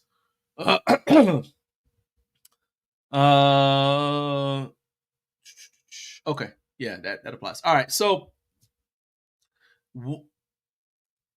we have 50,000 subscribers, and yes, I want to continue to grow. Because 50,000 isn't like the end of the journey. I want to grow more people, but I don't want to just. There's a real danger in growing your channel to the point where it starts to get diluted and starts to be different. And I don't want to lose that. I don't want to lose the feel, the community that we have. So one of the areas of emphasis for me will be building greater community with you guys. So that's part of why we're doing the live show at Home Gym Con, because I projected that we would be at 50,000 by the time we got to Home Gym Con. And I was like, hey, I want to have the live audience because I want to be able to that's a chance to connect with you guys in person. But also I want to do more stuff on the channel that reflects what you want to see. You know what I mean? So we are going to the main focus, after I've spoken to other people about it, the main focus for our channel is going to continue to be this show. And we're going to emphasize it even more, right? So if you want to think about, I hesitate to say this because it's like you kind of like get in delusions of grandeur, but if you think about Joe Rogan, right? Joe Rogan has a website, and on that website are a bunch of things because he obviously does things like, he obviously does play-by-play for the UFC, and or not play-by-play, he actually does color commentary for UFC. So and then he does stand-up comedy. So you can see all that on his website. But the main part of his website, the thing you see, is the Joe Rogan Experience podcast. So that's what you're going to see on this channel. The main thing on this channel is this show, Up Way Too Early with Garage Gym Life. That's the main thing. And then at the same time, we're still going to be doing reviews and other upload videos through the week, because that allows us to kind of like have smaller, number one, it allows us to post more frequently and allows us to have curated content that's like, maybe you don't care about the show and you only want to watch reviews. Maybe you only want to watch gym tours, whatever. So we'll still have that stuff as well. And I also want to expand opportunities for other creators while still growing the channel. So I'm looking to do more collaborations. We used to do a lot of them, and we kind of slowed down a little bit. So if you are a content creator in the home gym space and you want to collaborate with me by having your stuff featured here on our channel, or maybe do a collaboration, your channel and my channel, just hit me up. You email me, garageGymLifeLLC@gmail.com. Do not DM me on Instagram. Or you can hit me up on LinkedIn. It's just my name, John Greaves III. And we can come up with something, because I want to help you guys grow as well. I always said from the very beginning, if I grow, then you grow so that we grow. And that's how I want to continue to do it. So I'm definitely willing to do that. I've already done some collabs with Jonathan. We were doing a lot of collaborating with Ashley Horomiak before she got her YouTube channel.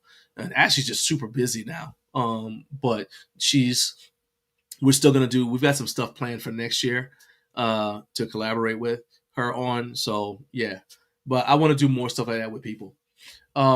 Now, going back to the content, emphasizing the show and doing reviews and other uploads. That's where I'm saying I want to know what you guys thought of our HFA coverage, because that is in the category of uploads that are separate from the show.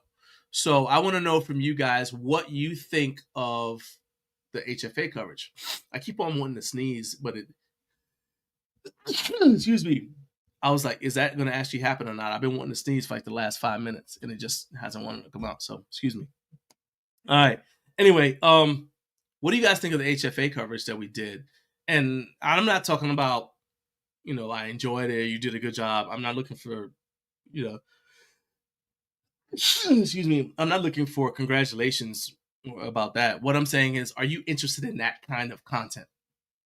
Right? So like I mentioned, the Nashville Fit Expo, and I've only been once because although my dad lives up there, it's still a 4-hour drive for us to get up there. So it's like, it would be challenging, but if you guys want to see that kind of stuff, then hey, it's worth it for me to travel up there to cover it, right? Carp said the American Barbell Tour and Talk was cool. And so that opportunity for the American Barbell Tour came about because we were going to be at HFA. And so in conversations with Kristen from American Barbell, we got an invite. We were actually the only media, which is surprising to me because Phil is primarily a commercial gym guy, right? So, and he's got deep ties, with Gold's Gym, a bunch of big name chains, and all the big chains. So I was actually surprised that I didn't see like Muscle and Fitness or any of the other bigger publications there, but they weren't. So, or any of those other bigger mainstream podcasts or anything like that. They weren't there though. We were the only media on hand. Now they had their in-house media that's going to help them with the American Barbell podcast, but I'm talking about like we were the only media that was invited to be there. And so it was awesome to cover it. So I'm glad that you guys enjoyed it. Let's see here. Eric said Carp should be doing the Nashville Fit Expo, but he's lazy. That's not really his thing. Because I remember when we were up there to do Relentless, we were live streaming Relentless. I remember Carp was busy that day because I was like, hey, man, you want to swing by or whatever? Or, maybe we can go get something to eat afterwards. And he was like, yeah. He said he already had something going on. Eric Carpenter is a busy dude. Carp said 3 out of 5 of my highest viewed reels and shorts of all time are from Home Gym Con. So I'll tell you this, that going to HFA for the channel was a boost. Because we got eyes from, not only did we make a bunch of business contacts that we would not have, but also, and we got to attend things that we wouldn't have. So we got invited to a Body Solid event after like a little like meet and greet thing. And of course, and like I said, we went to the American Barbell showroom opening. But we also, because of the views and the particular brands that we highlighted, that we did booth tours with, each one of those brands posted about the booth tour on their different platforms, right? So, for example, QLI Fitness, they're in Vietnam. You're like, okay, well, how's that going to help you? Well, QLI Fitness blasted out the video to everybody in their network, right? So we got a bunch of people who normally would not have been watching our channel from countries that don't normally watch our channel because we did the QLI Fitness thing, right? Similar thing happened with PowerTech. Similar thing happened with Major Fitness. And then also people who, they see Major Fitness in the title and they immediately want to watch it, right? The Iron Bull Strength interview, I mean, I'm one of the few people, Joe Gray's one as well, who've gotten an interview with Frank from Iron Bull Strength. So when I put it up that video, and we were still at HFA when I posted it, you had people coming on there, like, shout out to Bobby Hunt. Bobby's always ready to watch something that's got to do with exposing a brand for, falling short in some way. But, so we got views that we normally would not have gotten because we were there. And to me, so anybody who didn't want to go to that, number one, I'm looking at you and saying, if you tell me that you don't want to go to Home Gym Con because it's too far away, but you won't go to HFA, which moves around to different places and it's in Vegas, I ain't trying to hear you. I ain't trying to hear that. And I do understand that people will say, well, it's more geared towards the commercial space. Okay, let me stop you right there. What do you think home gym equipment was before Rogue Fitness? All right, when I started my home gym in 2001, Rogue Fitness didn't exist. Rep Fitness didn't exist.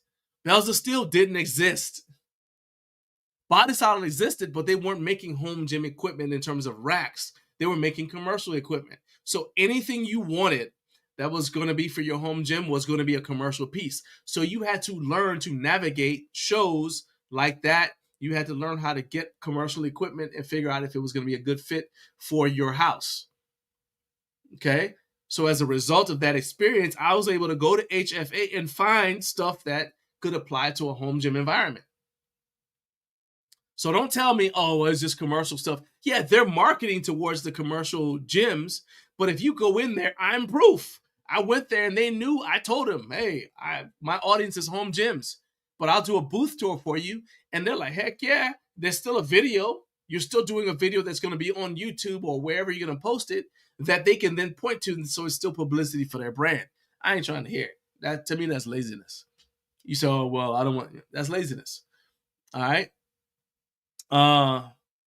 Let's see here. Scrolling down. And Jared said, HFA, he thought it was good booth interviews with some brands I may not have really investigated. American Barbell stood out to me. Exactly. That's actually a great example. American Barbell, the reason the Chewy bar exists is because of the Home Gym Discord. The Il Padrino deadlift bar, which is really cool, exists because of the Home Gym Discord. It's because of some very strong deadlifters in the Home Gym Discord. But they don't market to the home gym space. They did do an interview with Jake that he put on Garage Gym Radio, and I used that interview as part of my research to get ready for my interview with Phil. But I'm telling you, they don't promote themselves as a commercial, as a home gym company. But if you're going to see them, you got to go to where they are. And where they are is somewhere like Ursa, or now it's called HFA. In fact, you know who else was there last year? At Ursa, it was still Ursa back then. In 2024, Bells of Steel was there. Now, I'll tell you, they were not there in 2025. The reason why is because the crowd is so different. And I'm going to tell you something, this kind of going off on a tangent a little bit, but something I noticed from being at HFA is you could tell the companies that are primarily home gym companies that are trying to step into the commercial space and the companies that have been in the commercial space for a long time. One of the things that will tell you that is those companies that have been in the commercial space for a while or who started in commercial space brought a lot of products that were single unit things. So an independent leg extension, for example. In fact, the Watson booth, that video is going to be dropping in about an hour. the tour of the Watson Gym Equipment booth. Watson Gym Equipment was a good example. Even Body Solid, who some of you guys may have seen, they brought a lot of their commercial pieces, stuff that would go in a commercial gym, right? So like they had a cable crossover, right? And it was huge, and it was modular, so you could add other stuff onto it. So obviously you need space, right? So unless you've got a barn gym or some sort of dedicated building on your property, you won't have space for all that. That's a commercial product, right?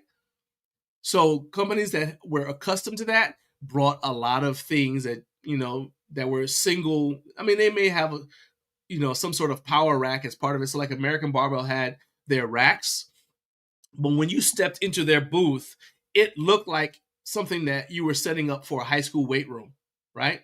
It looked like you were marketing to like a college weight room or a high school weight room or something like that. The way that it's the type of platform that they brought, the kind of storage they brought, all that stuff looked like stuff that you would put in a public gym. Contrast, and I'm not knocking them, but Power Tech. Went to the Power Tech booth. Most of their stuff, and even Rep Fitness, to be honest with you, the Rep Fitness stuff that they have a partnership with F45, which is more of a kind of like a chain of boutique gyms, their stuff still looked like essentially what you'd put in a home gym. And so in Power Tech was the same way. A lot of the stuff that they had, I didn't see anything at the Power Tech booth that screamed commercial gym equipment to me. Instead, it all looked like stuff for a home gym, right? But they want to be in the commercial space. So that's why they're there. And that's something that stood out to me. Anyway, but if you want to, if you want to see, like Jared said, if you want to see stuff from brands that you wouldn't necessarily know about, then you've got to go to HFA. I'll even tell you that some of the brands are the most popular. So let's pick a brand that I think a lot of. Surplus Strength. Surplus Strength stuff would look good at HFA, but I don't know if they would actually get any traction, because the other thing about it is the people at HFA, they're looking, they're like, hey, I'm not ordering one rack from you. You know what I mean? I need you to be ready to ship out maybe 100 racks to locations across the country. Can you fulfill that contract? You know what I mean? So it would overwhelm some of the smaller companies. So again, you're going to get, so I'm actually surprised Rogue Fitness wasn't there, because to me, they could, that's actually something that to me is more their wheelhouse, because they want to be in the commercial space. They do a lot of outfitting for facilities. And so they've got the infrastructure to handle that. Elite FTS is another brand that I was surprised, and even Williams Strength, I was surprised they weren't there, because they are able to outfit schools and big facilities like that. So I was actually surprised that they weren't there. I expected to see them there, but of course, I could see from the vendor list, the exhibitor list, who was going to be there, who wasn't. But it's just something that it seemed like it would have been a good fit for Rogue Fitness, Elite FTS, Williams Strength, Soranex would have been a good fit. Body Solid, they were there. Those are the companies I was surprised I didn't see there. But to me, it would have been a good opportunity. And honestly, I would have been able to spend more time at those booths, whereas at Home Gym Con, I'm running around trying to get to the smaller companies. So sometimes I don't get to go to, I'll try to get to Soranex, but I don't know if I'll be able to do it this year. All right. Carp said we could do the Nashville Expo team up. Says a lot of supplements and energy drinks, though. Yeah, that's okay. So that's the thing. You got to be able to kind of separate the wheat from the chaff, and kind of see what's there. Like I said, that's where I met the guys from Frey Fitness. Obviously they had just started in business, but so it was kind of cool to see their stuff there. You'll always see little things there, but a well-designed expo will let you know who's going to be there before you get there. So you can kind of pick and choose whether or not you want to be there or not. Yeah, they were selling York and Penley. Yeah. And then they also had their bumper plates and a couple other like branded stuff there too. I also like they had their rack then as well. So yeah. Matthew Porter, what's up, my man? Good morning. Thank you for showing up, my dude. Appreciate you being here. That sounded wrong. I sound like I'm taking roll. I appreciate you. Thank you. So glad you could join us, Mr. Porter. No, I don't mean it like that. I know you're a busy dude, man. I appreciate you being here, Matthew. Anyway, so that's what I'm looking at as far as like the HFA thing. It's like, even going to not specifically HFA, but going to other events like that to kind of show you guys what's there. Because again, part of my job as a content creator isn't to show you more of what you already like. I need to do some of that, but I also need to show you stuff you don't know about, because if I'm not here to help you discover new things that could benefit you, what do you need me for? You got Instagram. You could look up stuff that you already know about yourself. Like right now, if I were to say, ask any of you guys a question about rep fitness, all right, you guys will probably be able to go into greater detail than I would, because you already know about it. If you're a fan of rep fitness, you've already been researching them. You follow them on Instagram. You guys probably get their newsletter. You might interact with them in Facebook groups. This is all stuff that I don't do. Okay. So my value to you is to help you discover things that you may not know about that could be important to you and that could be beneficial to you. And that's why I think that, to me, is what should separate somebody who's trying to do this in a professional way from somebody who's kind of just doing it like, I'm not knocking anybody for this, but if you kind of just doing it on the side as a hobby, I understand why you wouldn't want to go out of your way to go to stuff like this, because it's not like, airline tickets aren't free to fly to this stuff. We had to pay for airline ticket. We had to go through stuff to be able to get to HFA, right? So, but I want to be a professional doing this. I tell you guys, this is my retirement plan. When I retire from my full-time job, I'm going to do this, and it's got to be a business that's capable of supporting itself and making enough money to be supplemental income so that it's worth my time.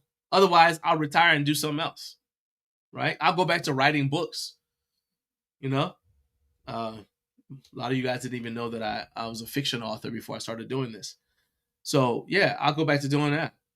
You know what I mean? So there you go. So that's the first thing, is like, and we can keep on, I want to keep on hearing from you guys. What did you guys think about the HFA thing? Whoa, one other thing too, about HFA that I thought that jumped out to me. About the commercial brands, when I said that they had, like their pieces were there. So they may have had home gym products there, but they didn't highlight them because that wasn't the target audience. So I want to show you guys this, because in the video of QLI Fitness, I'm just using this because this is a specific thing happened. In the video that I did with QLI Fitness, I wasn't able to we didn't have the room to be able to fully show how this product worked. But to me, it's like, if they were at something like Home Gym Con, and I did introduce them to Jake, if they were at Home Gym Con, I would expect them to bring products like this to Home Gym Con. So let me show you guys this. I want to get you guys a reaction to this product from QLI Fitness. So check it out. So this is their functional trainer. I put it in the video. So that's what it looks like open. But y'all see, hold up. This is what it looks like. So this is what it looks like open.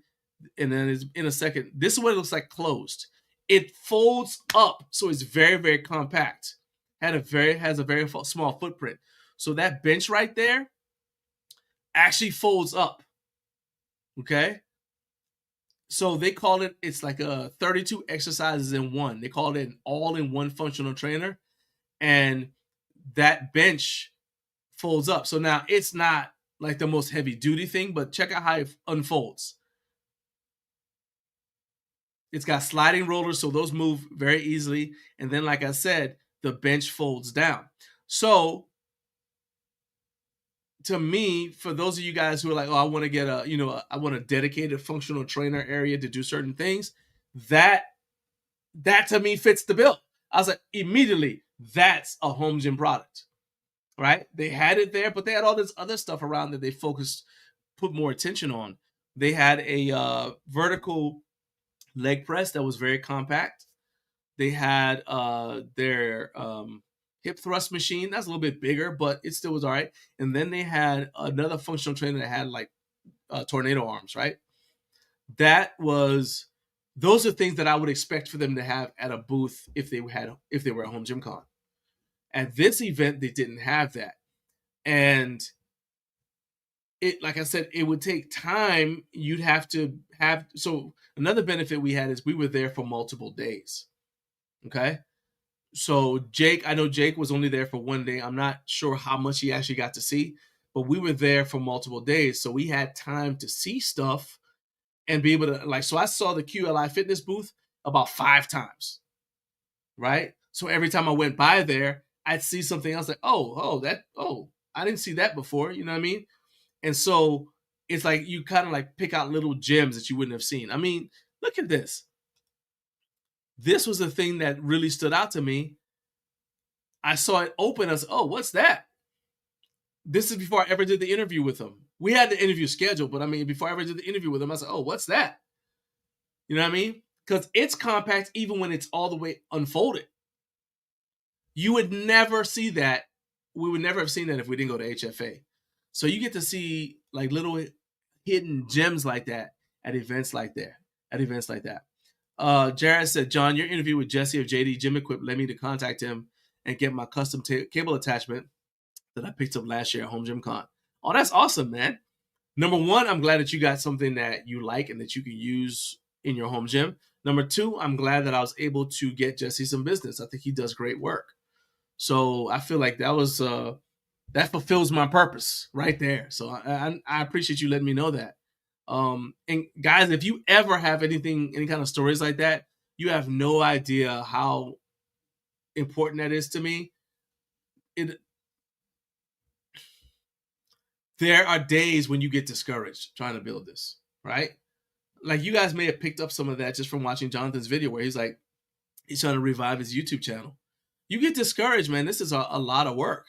And as much as I've invested in it and continue to invest, there are days when I'm just like, even this morning when all the chaos was happening, it's like, but comments like that let me know I'm having an impact. So I call it fuel for the fire to keep me going, make me, get up another day and say, all right, let's go. Let's get back out there for another round.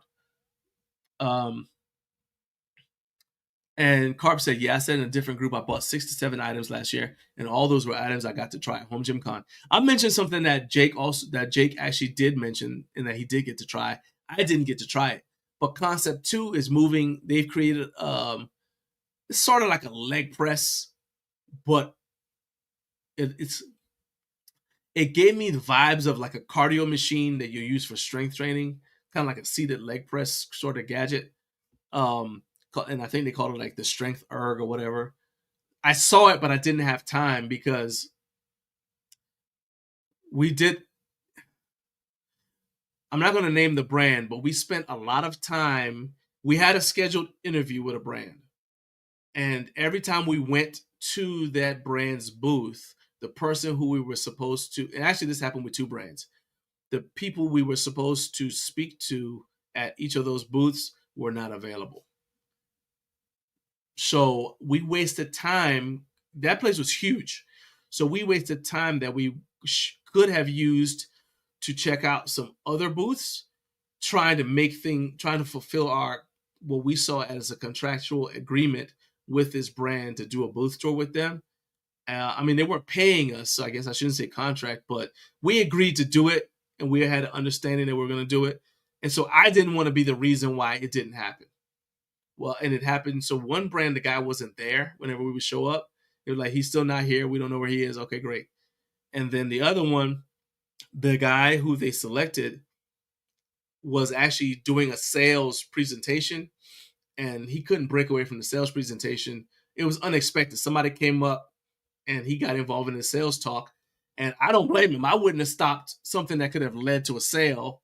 I'm assuming he makes commission. I wouldn't break that off to go talk to somebody to do a video for free. You know what I mean? That's not going to lead to immediate money. So I don't blame him for that. But I'm just saying, you know, the process of doing all that back and forth took away from time that we would have spent going to booths. But Jake did get to try it. And so to me, that's something that, and that would, to me, was a home gym product. You know, I could see if you had a rower, ski erg, and this thing in, I don't know, a studio apartment, maybe a Peloton, throw a Peloton in the mix. You've got everything you need for the average person just trying to kind of stay generally in good shape. Okay.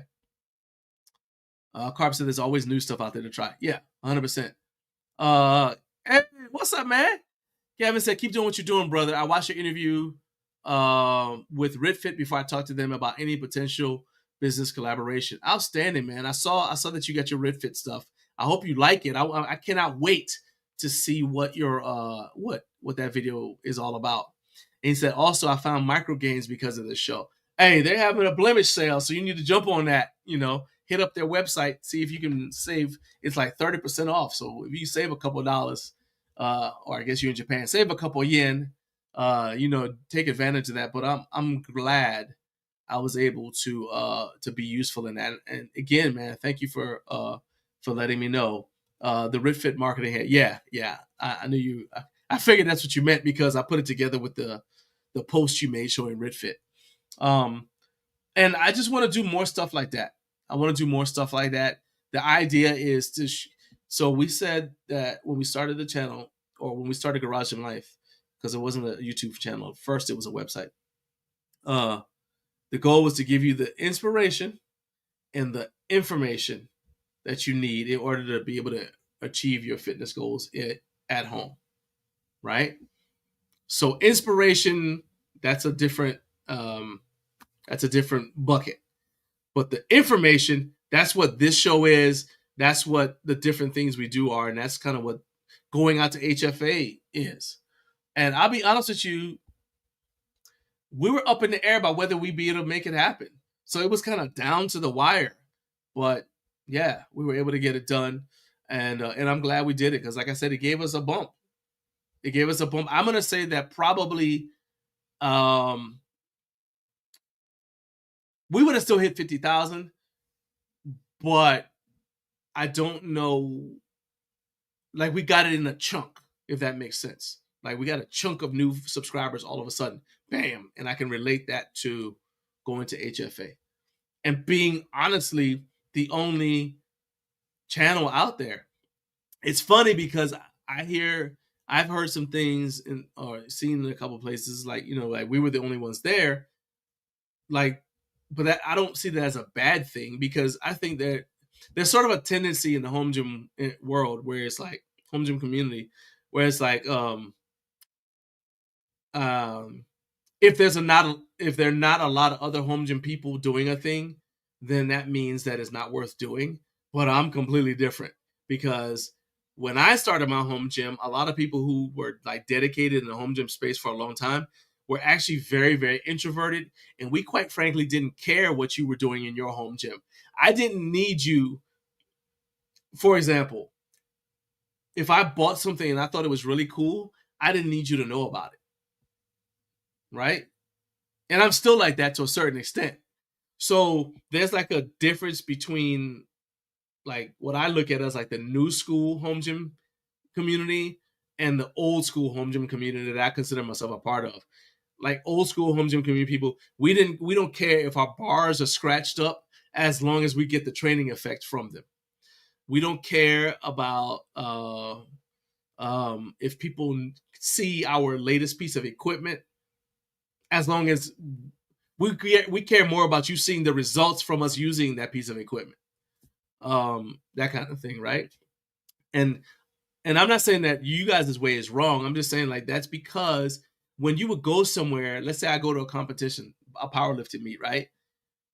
Nobody would care that I worked out in a home gym. What they would care about is how'd you do at the meet? Did you win? What was your placing? And then you get questions, hey, so where do you train? And then that's when it would come out, oh, I train in my home gym, right? But if you just showed up and like your claim to fame is you train in a home gym, When you went places, people kind of looked at you like you were lame. You know, like you're lame. You know, like you're not dedicated. So we didn't even tell people. To a large extent, we didn't even tell people. So there wasn't like, hey, let me post this on Instagram showing you my stuff. Definitely wasn't showing like static pictures of just my gym. Nobody cared. Instead, it's, you know, it's videos of me working out and I might happen to be at home. So I have kind of like a different viewpoint about all that. One of y'all, somebody just, all right. Hey, I just saw you tagged me on Instagram, Michael. Appreciate that shout out, man. Appreciate that. All right, let's move on to the next item. All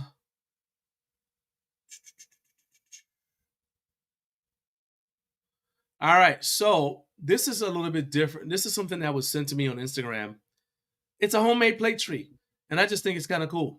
So the way that this came about is that's it right there. So Matt Brown, he's on Instagram at Climb Slower. He's a metal fabricator, right? So that power rack that you see right there, I want to say that he made that rack himself. And I know he made a ton of the equipment that's in his gym. I don't think he didn't make his own bench, but he made a ton of the equipment that's in his gym. And in fact, we actually have a gym tour from his gym here on the channel. But he said a buddy reached out to him to tell him about the back up. A buddy reached out to him because the buddy wanted a plate tree, and the buddy was looking at I think Titan Fitness had a plate tree on sale or something like that, and the guy was like, you know, can you beat this price, right? So he said, yeah. And so Matt said, well, the material for 2 is the price of 1 Titan plate tree. So Matt went ahead and made 2 plate trees, and one's for his buddy, I guess, and one's for himself. So my question for you guys is that something that you guys are still doing? Because there's so many options out there in terms of buying stuff. Are we still like fabricating stuff like plate trees? So there's 2 of them. So there's one that's got plate weights on it. The other one's in the back that doesn't have plates on it. But are you guys still getting stuff fabricated like that? Because I know there was a lot of it during the pandemic, you know, the lockdown, because people were running out of, you know, brands were running out of inventory. So you get somebody to make you something, you know. But are you guys still doing that? It's been a minute since somebody's told me that they had somebody make them anything like a plate tree. It's even got casters on it and everything. Let me move this out of the way real quick. Yeah, you guys, it's got the wheels on it, so it's got the wheels and casters underneath it. If you didn't tell me that it was, if he hadn't told me that it was homemade, or not homemade, but fabricated by him, I would never have known it. Yeah, so that to me is kind of interesting. I'm just curious if are you guys still getting stuff made, custom made? I mean, I know that we still would get like, I don't know, like cable attachments like Jared was just talking about, or maybe a specific some kind of specialty bar. But a plate tree, is that something that you guys are still getting made? Drop a comment, let me know about that. And now I want to talk about Jared's Monolift attachments experience. Let me see if I can actually even get this thing to play. Jared sent this to me, and I was like, there's a lot going on in this thing here. Hold on. Do I even have this thing? He sent it to me. Let's download this. Might have to download it. All right, let's try now. All right, see if I can add this here. If not, I'll just have to look at it on. Okay, there he goes. All right. Man, I'm just trying some squats with my new SS4 on the Monolifts. You can do it. They're not my favorite. What I don't love about squatting with this is that I want that distance. So I'm kind of pulling back like this, trying to get out of the racks. And then once you stand up with the weight, you've almost got to kind of catch yourself. I don't find that I'm close enough to the uprights for it to be a problem. I do find myself getting pretty close to this part. Once it's retracted back where it needs to go, it snaps back. But more testing to come, but they're okay for squatting.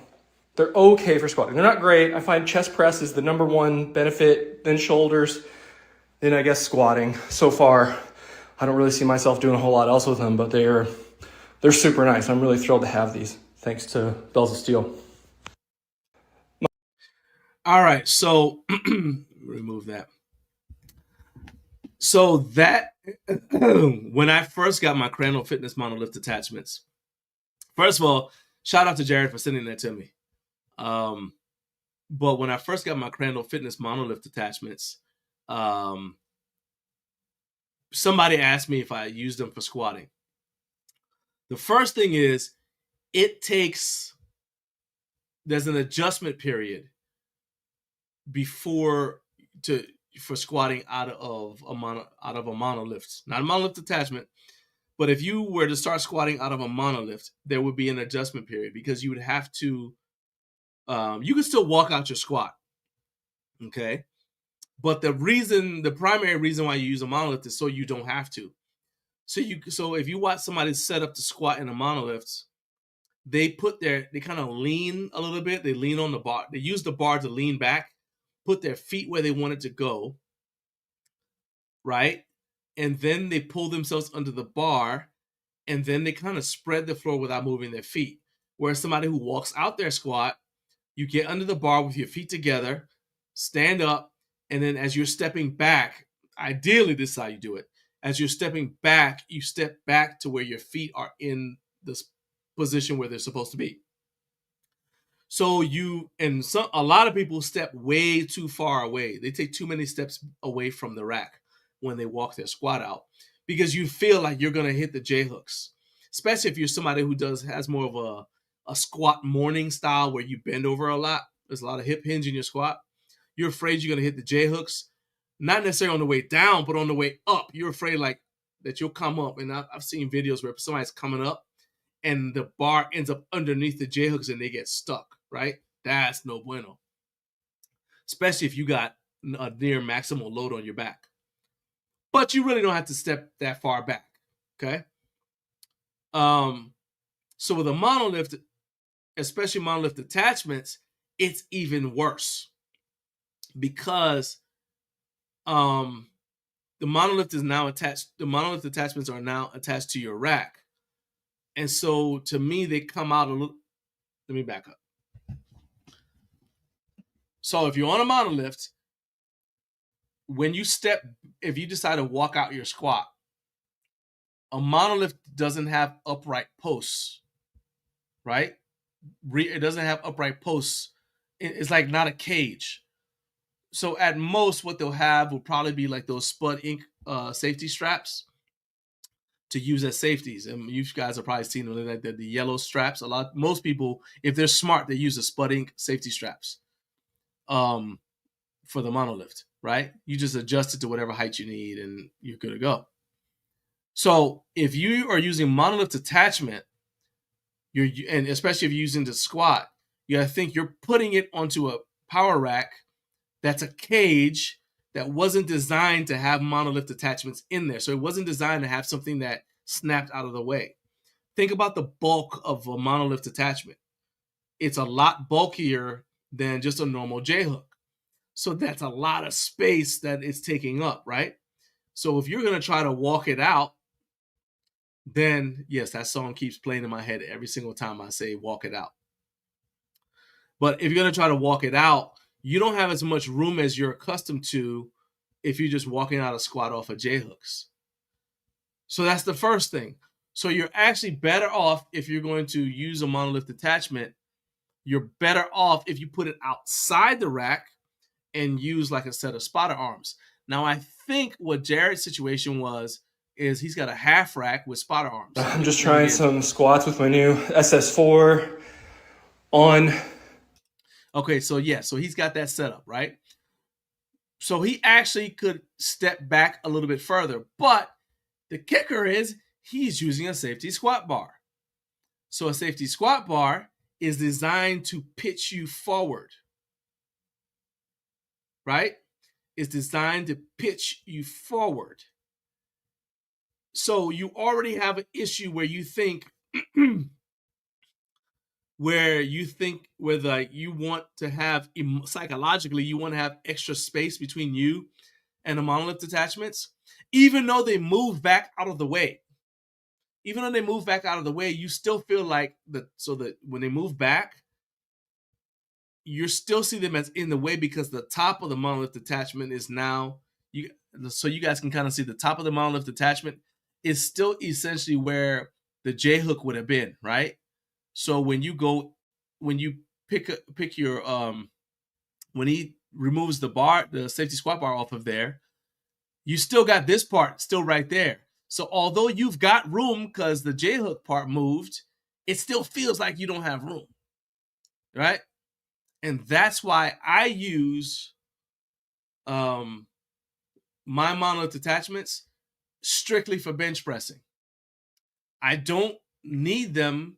I don't even use them for overhead pressing because, again, when I go to rack the weight, I feel like that top part of the monolift is going to be in the way. So it may seem like a waste of money to buy something that expensive. Let's see how much of the and I don't have the bells of steel monolift attachments. But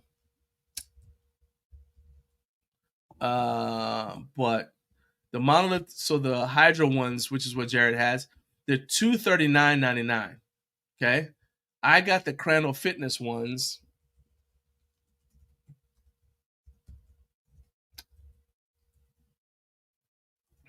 The Crano Fitness monolift arms, and let me go ahead and share my screen with you.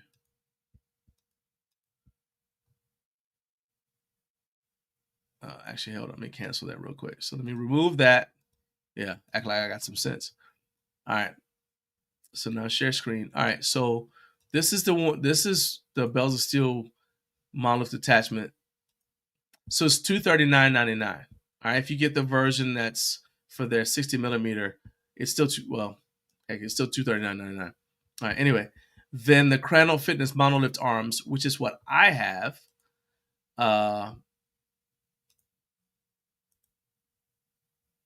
is $299.99.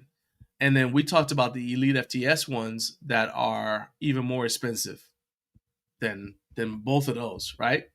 So yeah, it's a lot of money to spend on something that you're only going to use for one thing, but I don't look at it that way. Instead, I look at it like this is a thing that's going to save me from maybe injuring my shoulder because I'm in a compromised position because you get your arch, now you're in position, now that you're trying to get the bar from up over your head, you're kind of in a weird position. So having the monolift attachment so you can unrack the bar from a stronger, more stable position is worth it to me. That $239, $299, that's money well spent as far as I'm concerned. I don't care that I'm only used it for one thing. So Jared said, yeah, I know what you're talking about. I mean, like for the pressing or whatever. I think that what I like about the primary thing that I like about the monolift attachments that Jared has are that they've got the roller J hook. He's got the roller J hook attachment, right? And in fact, let me see. Well, no. Let me try. So I've seen these videos before, Jared. I mean, I watched them, but I'm not gonna be able to download these. Let me see if they'll.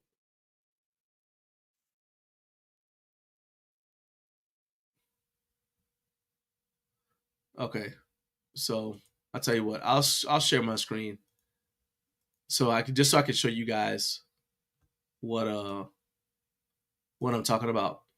All right, so you see he's sitting there and he's unracking right there, right? So I don't do seated shoulder presses. I do standing. But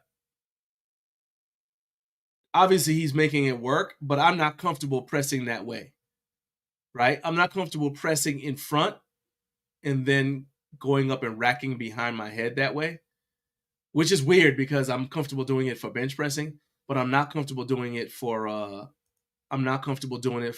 any kind of overhead press, right? Cut off that so I don't get demonetized. All right, so right there he's using his multi-grip bar, and again he's able to unrack it, and you guys see the benefits of it, right?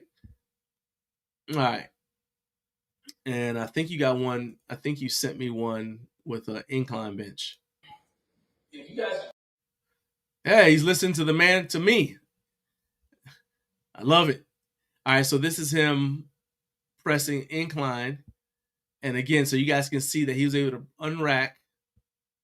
Well, to me, that's actually a little bit too high because you got to come out, you got to lose your arch setup. See how you got, so let me back up a little bit. See how when he's unracking, he's got to lose his arch a little bit? He had to like kind of, so like you're in the arch position. The value of the Monolift attachment is you can stay, let me turn sideways. So you're in this position.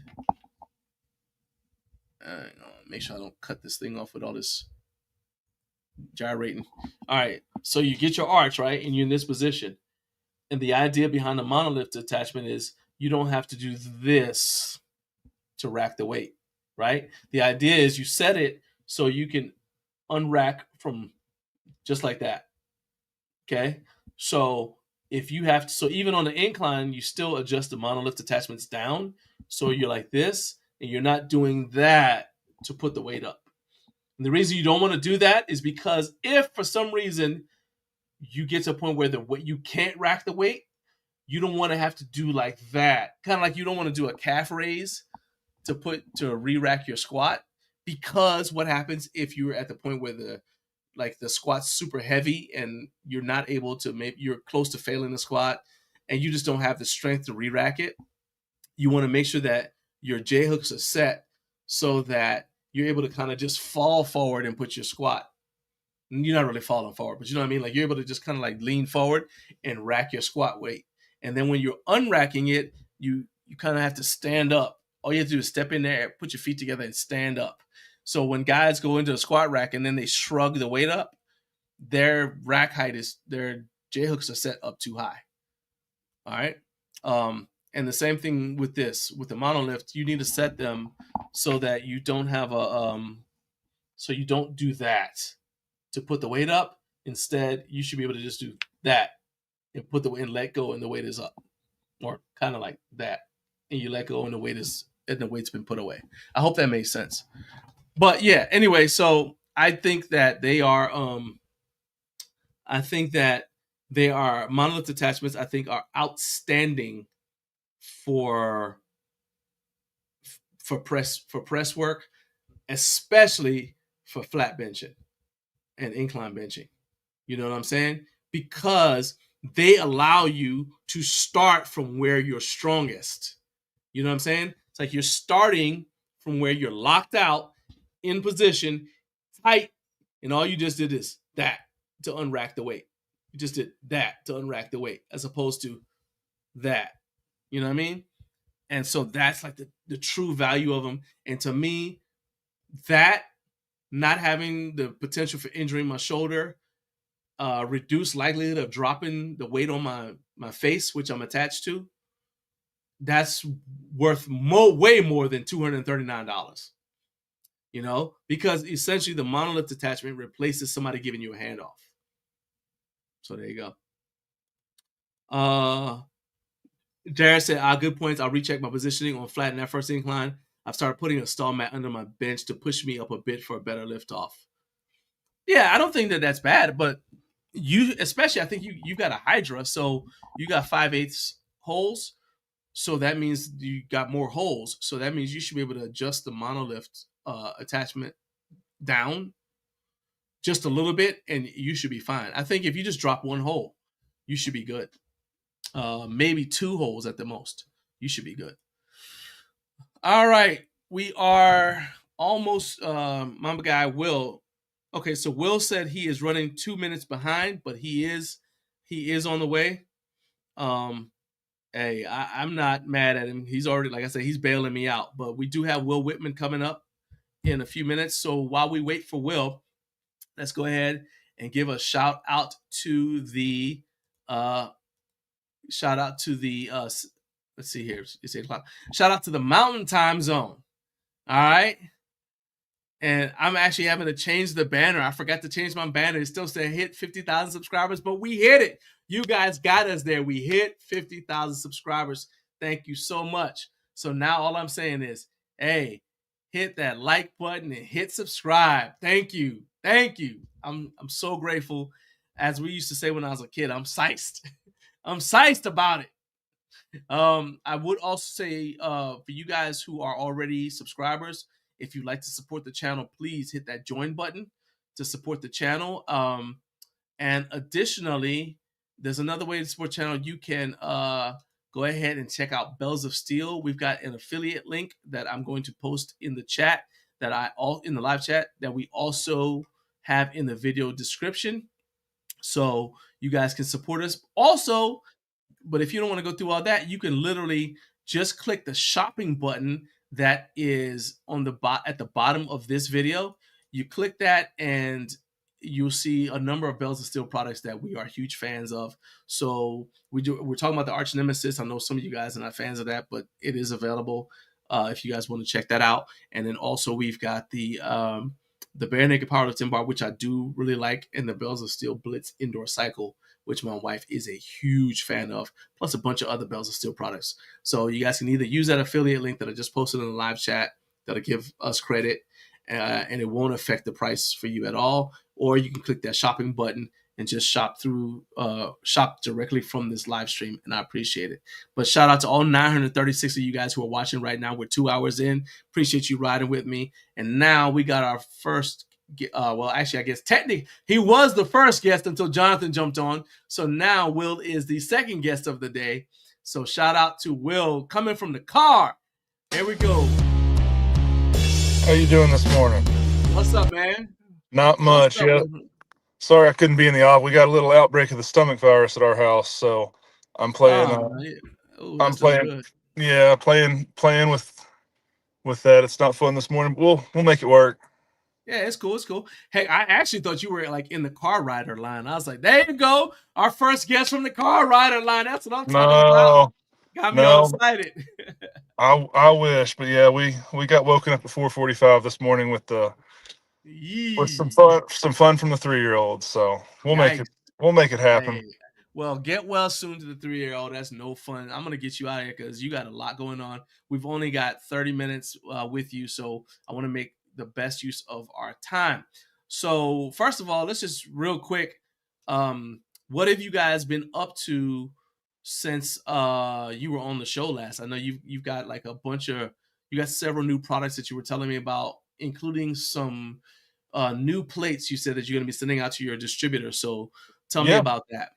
Yeah, so we've kind of before all I'm sure it's been brought up before all the tariff things kind of occurred here lately. We'd really wanted to do a special distributor plate. So I think there's a lot of guys out there who they want to have their own plate, their own branded plate, but maybe they aren't big enough to invest in the tooling. Maybe they aren't big enough to invest in, tens of thousands of dollars in inventory. And so we think we've come up with a pretty unique solution to that. Don't want to go into too many details and spoil it too much, but basically we've come out with a plate that we're making it right now, that if you're a smaller distributor and you want to carry kind of your own line, your own brand, something that you can, label as your own, we think we have a really cool made in USA, readily available option that has no upfront cost to it. We can drop ship it for you to anywhere in the US. And, you can buy as little as 20 pounds from us, or as many as 20,000, and we can get you hooked up. So is this a bumper plate or is it it's a bumper plate? Correct. Yeah, it's a bumper plate. It's our chrome bumper plate. Okay. So it's very similar to what we're currently making. Okay. Again, if you're a distributor and you have interest, reach out and we can go over more of the specifics. But Gotcha. That's just some fine. Yeah, stuff yeah. with the branding and with the molds and how we designed them. We think it's a pretty cool option for some of the smaller and medium sized guys out there. I like that. Now would there be different color options? There would, yeah, we could do Nice. different colors. We're pretty flexible in terms of that. Okay. So we're the What goal with about it. go ahead.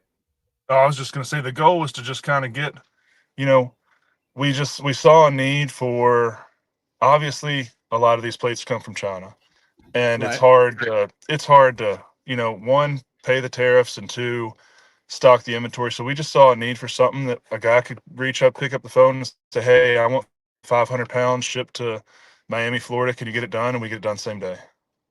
All right. So next question is, because we got like my guy Coach Carp. He's very partial to red and black, as am Mm-hmm. I. Mm-hmm. But I know you saw that. But Oh yeah. so if somebody do you plan to do any B2C sales, Oh yeah. direct to consumer sales? Okay. 100%. Yep. All right, Yep. cool. So So, I mean, they got their home gym, they've got their own logo, they want to personalize it. My guy Jared, he's got, he's Jared's Freedom Gym. If he wanted to get mm-hmm. personalized bumper plates with that, he could do that. Okay, nice. All right. So my next question is, looking at because you mentioned the tariffs. You guys are a small business in Kentucky. Mm-hmm. Have you been affected by the tariffs at all, either in manufacturing, price? Obviously, this is giving you an opportunity, but has it Exactly. affected you in terms of price? How has it affected you? Let's just go with that, because obviously it's affected you, or you wouldn't be doing this. It's been a bit of a double-edged sword for us. On the one hand, we do obviously carry some imported products like anybody who sells this stuff, and that's been tough to deal with.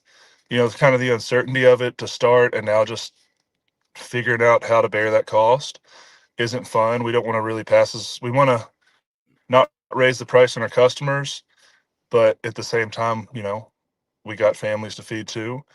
Of On this course. on the other side, it has been nice, and we've definitely seen some increased interest in our plates, both from customers, direct to consumer guys, and as well as big businesses. Okay. So that part has been very nice for us. As I said, this new plate we're coming out with, we had this in the works for a while. It just kind of seemed to lined up perfectly with these tariffs. So that side of it has, fortunately for us, been good. That's, I know a lot of people don't like the tariffs, and they hurt a lot of people, but in this instance, they have helped us a fair amount with our bumper plate sales and kind of driving some of that demand back to a made in USA product. Um. So, kind of a side note with that, does that give you more incentive, because you guys aren't super far away from Gorilla Strength in Litchfield, Kentucky? Hmm. Um, I'm still never sure how to pronounce Litchfield, but that's what I'm going with Uh-huh. today. Litchfield. Uh, has this created opportunities to collaborate more with local fabricators, small fabricators? So, I mean, not necessarily just in Kentucky, but Hmm. Tennessee, and you know what I mean, things like that. Is that Yeah, something you're exploring more now? for sure. We're looking into that for some of our stuff that we sell, that we're importing. And Yeah, then like I said, there've definitely been people who have reached out to us who maybe they've directly said, hey, the tariffs are the reason, or they haven't directly said it, but that's been the reason. right. And said, hey, we want to collaborate on some products. Can you all, what can you all do to help us out? So it's Gotcha. it's it's had a good effect there. All right, I'm gonna share my screen real quick because I want to talk about your cable. Hmm. It's not a stack; it's your cable pulley. Yeah. Um, let's see if this thing will let me do it. Your cable tower right there. Okay, so you got this wall-mounted cable pulley tower. I actually Didn't even realize you guys sold one of these. Okay. Yeah. So that shows you like how much how aware I am of stuff. I need to get my life together. But I can't tell. It's very price friendly. It's like $190 plus shipping. Mhm. But I can't tell what the specs are on it. So is it is it compatible? Like, would it be compatible with something from somebody else? Because it is, you could bolt it to a rack, but is Yeah. it compatible with racks from other brands, or is it like, hey, if I've got a rack from, I don't know, Rogue Fitness or something, would I then say, okay, well, I'm just going to have to bolt this to the wall because I can't, it's not compatible with the rack? I can't guarantee it's compatible with every rack, but you can see kind of the hole spacing on the back there, or I guess not even a hole, the slot spacing. It gives you a pretty wide range of options with which to bolt it to. So, yeah, again, I can't guarantee it's going to work if you want to bolt it to your rack, but I'd say with 95% certainty, you should be able to basically Yeah. drop it right in. And then with 100% certainty, if you're good with a hacksaw and, a welder, you can definitely make it work. So what size is this upright post? Which one? I'm having a hard The time. one in the front where the pulleys are. Gotcha. I believe that's 2x2. 2x2. That's what I was trying to find out. And then how Yeah. tall is this? Do you I don't know off the top of my head. If it's not listed on the site, let me I'll see if have it's them on put here. that on there first thing today. Okay, so it's 80 inches. Yeah, Height so right there. it's Yeah. 80 and it's 20. Okay, that's what I'm looking at. Like, so I mean, so if I have like a 92-inch rack, I think mine is like hmm 93 inches. So hmm it would be a matter of just finding, trying to figure out if I could bolt it to that upright and making it work. Okay. Yeah. Um. And you can always that slotted piece, that you bolt to the Yeah. wall, you can Yeah. always flip that upside down, I believe. So if you have a Oh higher yeah. rack, and you want to bolt it higher and maybe not lose some of those lower pin spaces, you can flip that around. Oh, sweet, sweet. Okay. All right. There you go. And then weight capacity is 300 pounds. I just wanted to make sure that I kind of highlighted that because hmm I actually had never seen it. And I was looking at your website last Yeah. night after we got off, after we were done texting. And I was like, let me just check out what this guy's got going I, on. So that's I pretty I interesting. love that. So I have that in my own home gym, and it's one of the things I use the most. Just you get done with a run, you want to do some little cable workouts or something. It's awesome. All right. And so another thing that I like that you guys have is like your storage options. hmm Because I try to tell people is like you got a bunch of stuff. Like it's cool to. I don't have to get everything from Rep Fitness. Yeah. Something like storage. It's cool to like shop around. Do you guys have any thoughts on creating like some sort of pegboard, metal pegboard attachment, like kind of like what the Garage Gladiator and Wall Control do? Because you guys Uh, got like the barbell hangers and you got mhm, the plate tree, the different kinds of plate trees. Have you thought mhm. about creating something like that, like for cable attachments and stuff to hang on? We've thought about it. To be honest, we've been so busy with kind of some of our company focuses on the bumper plates. We've been so busy Yeah, with some of that stuff that we haven't put as much time into some of these storage solutions, accessories. We carry what we think is the you know, you go have ahead. to I'm sorry. have. Yeah, But that's definitely something that I had never thought about. We can look into. yeah, It's just something we hadn't. We don't see a huge demand for, but if we got a little downtime, we can look into it. good deal. Okay, so I'm gonna stop sharing my screen now because I want to then talk about as we get ready to got a few more minutes with you, and I don't know, um, and I don't want to waste your time. So Oh, I you got got plenty of time. Oh, that's not what you said last night. But now you're Oh telling yeah. me you got more. Uh-oh. Can I get? Uh huh. How far can we? Just I got we'll just go as eight long as you got. 8:30. I'm sitting here in the front, and when my wife comes out and starts yelling at me, you'll It's probably hear over. it. Then you'll know I gotta go. Oh yeah, I'll abandon you immediately, like I would. Oh, I'm not going down with you. So okay. hmm Um. So talk to me about your Instagram giveaways.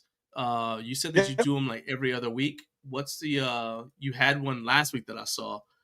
What are you guys typically giving away? And I mean, I'm assuming that it functions the same as usual. You go in, you got to follow, invite two friends or whatever. So let me, Yep. Tell me the deal with all that. Yeah, so we're trying to do basically a bi-weekly giveaway all this year. Um, kind of the obvious thought behind that is, we want to increase our online presence, and we also want to reward some people who follow us and our customers, and just kind of get some excitement going around the brand. Okay. Generally, we're not trying to go in and just give away like a store, a bar or something like that. Right. When we do a giveaway, we really want somebody to get excited about it. Give them, maybe it's not a full home gym, but get them a setup to where Yeah. they can get this and they can put it in their garage and actually use it. So it always includes a weights, always includes a bar, always includes clips. Every other time we'll throw a rack in there. Then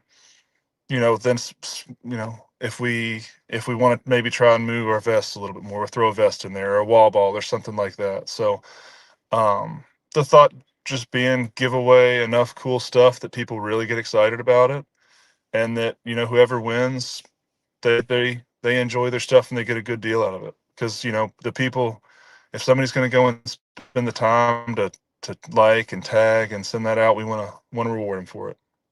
Awesome. Okay. So your next one is going to be, obviously, so it's every other week. You had one last week. You're going to have one next week. What Yep. day, so people can be looking out for it? What day? I'd say we'll start one Tuesday of next week. Tuesday. I need to Okay. confirm that, and obviously it's a little bit fluid, but I believe what we'll probably do is start one Tuesday next week, and then we should also have a sale running the following week, in a 10% off sale. So we're going to do a giveaway probably Tuesday to Friday of next week, and then starting Friday, we're going to do a sale on our site, 10% off. All right. So your reward Instagram is, anybody who. Go ahead. Sorry. no, I'm just saying. So your Instagram is HomeGrown Lifting, right? Correct. I Okay. believe Yeah. it So might be I just want HomeGrown Lifting. So. All right, let me make sure, because I want to make sure that people can know who to follow so that they can actually participate, and Yeah. also the other thing about it is, obviously most people who are watching this right now already have their home gyms, but they may know somebody who wants to start a home gym. Is like, hey, well, here's your chance. Go on Instagram, follow this follow this account, Yeah. and it's Tuesday, and you got a chance to win a home gym. So even if you have a home gym, we're always giving away about 350 pounds of bumpers. I don't know if there's few people out there who couldn't use an extra 350 pounds in their home gym. Oh, there you go. That's right. So I've got that right there. I've also got the link to your website and your Instagram and all that in the description for this video. So even if somebody's watching on replay, you guys can still go and check that out. And like I said, so it's Friday, obviously, it's, that we're doing this. So, in less than 5 days, you got a chance to, win some cool stuff for your home gym, or help somebody win cool stuff for their home gym. Sure. Let's see. Actually, so Rory Ellis said, "Mark my words, Big Coach Carp will be the next giveaway winner." He said that dude wins everything. Oh yeah, Carp's got a rabbit's foot. He walks around with a rabbit's foot in his pocket, I guess. I don't know what's going on with him. He jinxed him now, though. I know right now he won't win anything for like the rest of the year. Good job, Rory. Hope you're happy. You were at Home Gym Con, and I didn't get a chance to get by your booth. And I said, I'm making a change. So first of all, give us a sneak preview of what you're going to be doing for Home Gym Con. So I think we got something in the works we think might be pretty cool. Okay. Especially just for anybody walking around. So if you think you're a big bad brute and you want to come by our gym, our booth, we're gonna, and don't quote me on this, we're still working out the specifics, but I think we might have some plates there. You can see if you can take some implements and destroy them, and if you can, we'll might have some gift cards to give out, some things like that. So we're going to put our plates up to the test against some people in the real world and see how they can do in terms of taking some. I don't know what we're going to give them, but give them some tools and see if they can destroy them. So it'll be like a live durability test. Do you think you can destroy the? Oh, that's nice. Exactly. Okay. That's a little different. I thought you were going to say that you're going to have like some sort of lifting competition, but no, it's destruction. Hey, that's near and dear to every man's heart. We still got to pass it by a few people and make sure that it checks the safety boxes, but I think we can make it work. That's true. Yeah, You know, you just give everybody safety goggles. It'll be fine. That's exact. Safety goggles and steel-toed boots, and you're fine. Oh yeah, and a mouthpiece. Yeah, safety There you go. first. There you go. There You you should be go. fine. All right, so that'll be really cool. I will say that one of the things that I said I wanted to do now that we've hit the 50,000 subscribers is I want to continue to grow, but I also want to deepen the community I have, strengthen the community I have with the people who watch all the time. And so one of those events is the fact that we're going to be live at Home Gym Con. So we've Mhm. done it. We've been live at Home Gym Con last year, and I want to do it again. And I'm inviting you to be one of the brands that's my guest that morning. Awesome. So essentially, what you would do is you'd come in. We're probably gonna do, depending on how many brands we get, probably be 15 minutes per brand Mhm. because you got to get downstairs or you got to get to the expo to get your booth ready. So I'm not gonna keep you long, but we'll be doing giveaways that day. So Yeah. if you have like something you wanna, are you able to come be one of the guests and then also do like a giveaway? And the giveaway would be for people who are actually there in attendance that day in the audience. For So sure. are you down Yeah. for that? We Okay, would nice. be, we would be down for that. And if anybody's there in the audience, we'll make it worth their time. I'm sure we can give away a couple 100 pounds of bumpers or something like that. Oh, look at that. Hey, that's even more than I was hoping for. There you Oh go. yeah. You Okay. got to make it worth their time, get a little excitement. So yeah, we'd love to do that. Heck yeah, man. Eric said he's already ready. He said, I'm wearing steel toes and safety glasses as we speak. Oh yeah. There we Just go. come in now he's at work, but just come in your work clothes and we'll take it from there, man. That's That's right. fine. Oh boy. Rory said the guys from 50 Cal and I have been known to blow up and shoot the heck out of some plates. Just saying. I'm not Yes. sure that shooting the plates is going to work in that environment. I'm not sure what Mhm. the rules are at the Louisville Convention Center. But hey, I'm always down to watch something get shot or to participate in shooting stuff. So yeah, whatever you guys figure out, man, I think that'll be kind of cool. And I definitely am gonna. I owe you guys a booth visit, so I'm definitely gonna Yeah. swing by, and maybe I can get to some video of people doing dumb stuff to try to destroy your bumper plates. We look for, and you know what? If you ever come in early, our factory's located right down the road in Lexington. We're only about an hour away. So if you get in a day early and want to kill some time, swing down and see us. Oh heck yeah, man! I mean, I need to be honest with you. I was just asking um, if people wanted to see us do more facility tours on the channel. So we Mhm. actually could just schedule a facility to just come by there and just check you guys out regardless. So yeah, I'm down for that. Yeah. Yeah, we'll Yeah. take a special trip. I know that Thursday before we'll be up there probably setting up some of the time, but any other, Wednesday, some of the day Yeah, I Thursday mean we'll like be a around. different day. I'm talking about a different day, Okay. not Home Gym Con related. Just like literally make a trip up there specifically to see you guys. So Yeah, for yeah, sure. we do that. All right, man. Well, look at that. We're done early, so you can be in good graces with your wife. And even more important, I appreciate it. I don't get in trouble. That's really what we're focused on. So I That's right. appreciate you, Will. Will, man, That's you're a right. lifesaver. Thank you so much for jumping on at extremely short notice because I had just gotten a notification that they had to reschedule when I texted you. So, and you were like down immediately. So, hey, All man, good. as far We as love I hopping on. appreciate It's you, man. always fun. Thanks, my Always man. I fun. appreciate it. All right, man. Best of the family, and hey, get well soon to everybody. I appreciate it. We'll talk to you soon. All right, man. Later, Will. All right, you guys, make sure that you are following at HomeGrown Lifting on Instagram. And if you have friends that you know or anybody that you know who might be wanting to start a home gym, make sure that you pass along their Instagram information. Tell them to go ahead and check them out next Tuesday. If you're watching on replay, that will be Tuesday. Let me look at my calendar device known as my phone. So Tuesday, March 25th, you guys want to make sure that you are on Instagram following at Homegrown Lifting because that's when you'll get the giveaway and they'll announce the rules of the giveaway. So you guys get eligible with that. Now, I want to immediately, I did not neglect this. Michael Brantley, man, thank you so much. Man, I appreciate you. I did not expect this. Thank you so much. Greatly appreciate your support. This super sticker means a lot, man. I'm always like I don't know what to say when people actually like do a super chat or a super sticker. I'm grateful, but it's always unexpected, and so I want to say that I need to do a better job of like I don't know managing it when you guys donate money to support the channel. But I don't know how. I know I look awkward right now because I am, but I really am grateful.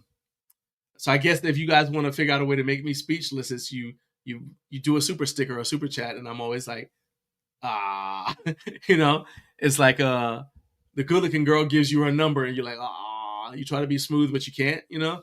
So I really do appreciate you and your support, Michael. And I was serious. I do want to get you on the show at some point to just talk about what you do, because I think that what you're doing is a very good thing, and you have a very inspirational story. So we need to work out to get you on the channel. But once again, thank you so much for the support. I greatly appreciate you, man. Thank you. And Michael said, congrats on the 50K subs. From one bald dude to another, we're taking over. Hey, look, man, bald is beautiful. All right. I'm telling you, bald is beautiful, and nobody can tell me different. All right. I don't need to have hair to help me. Okay. I don't need all that extra stuff. All right. We got that natural beauty. Hey, that's how you know you're good looking. You can get rid of all your hair because there's nowhere to hide. You know what I mean? So yeah, it takes a lot of confidence required to do this. And Rory said, congratulations on 50K subs, now on to 100K.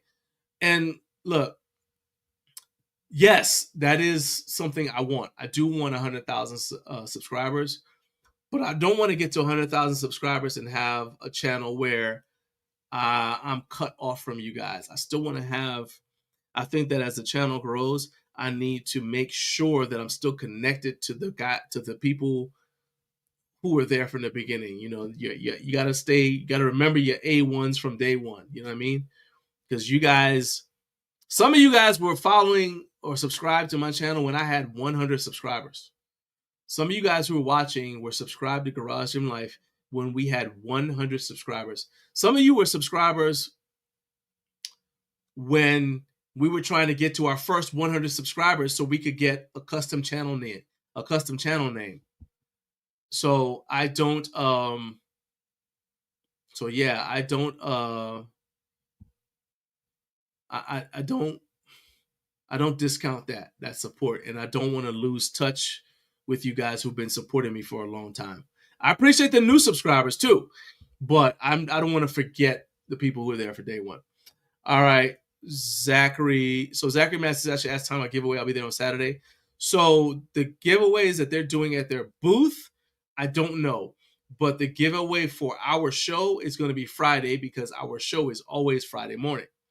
So you'd have to be in attendance Friday morning at our show in person Friday morning. And in fact, this is actually a good time to say this.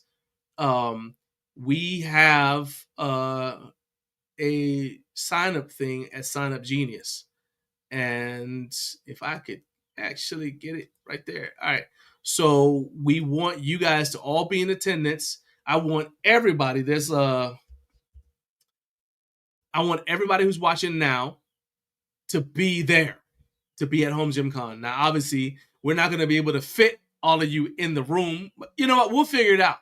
You know, if 800 people show up for the live event, we'll figure it out. I'll get Jake we'll knock a wall out. We'll figure out something. It's a convention center. They've got a room big enough to hold all of us.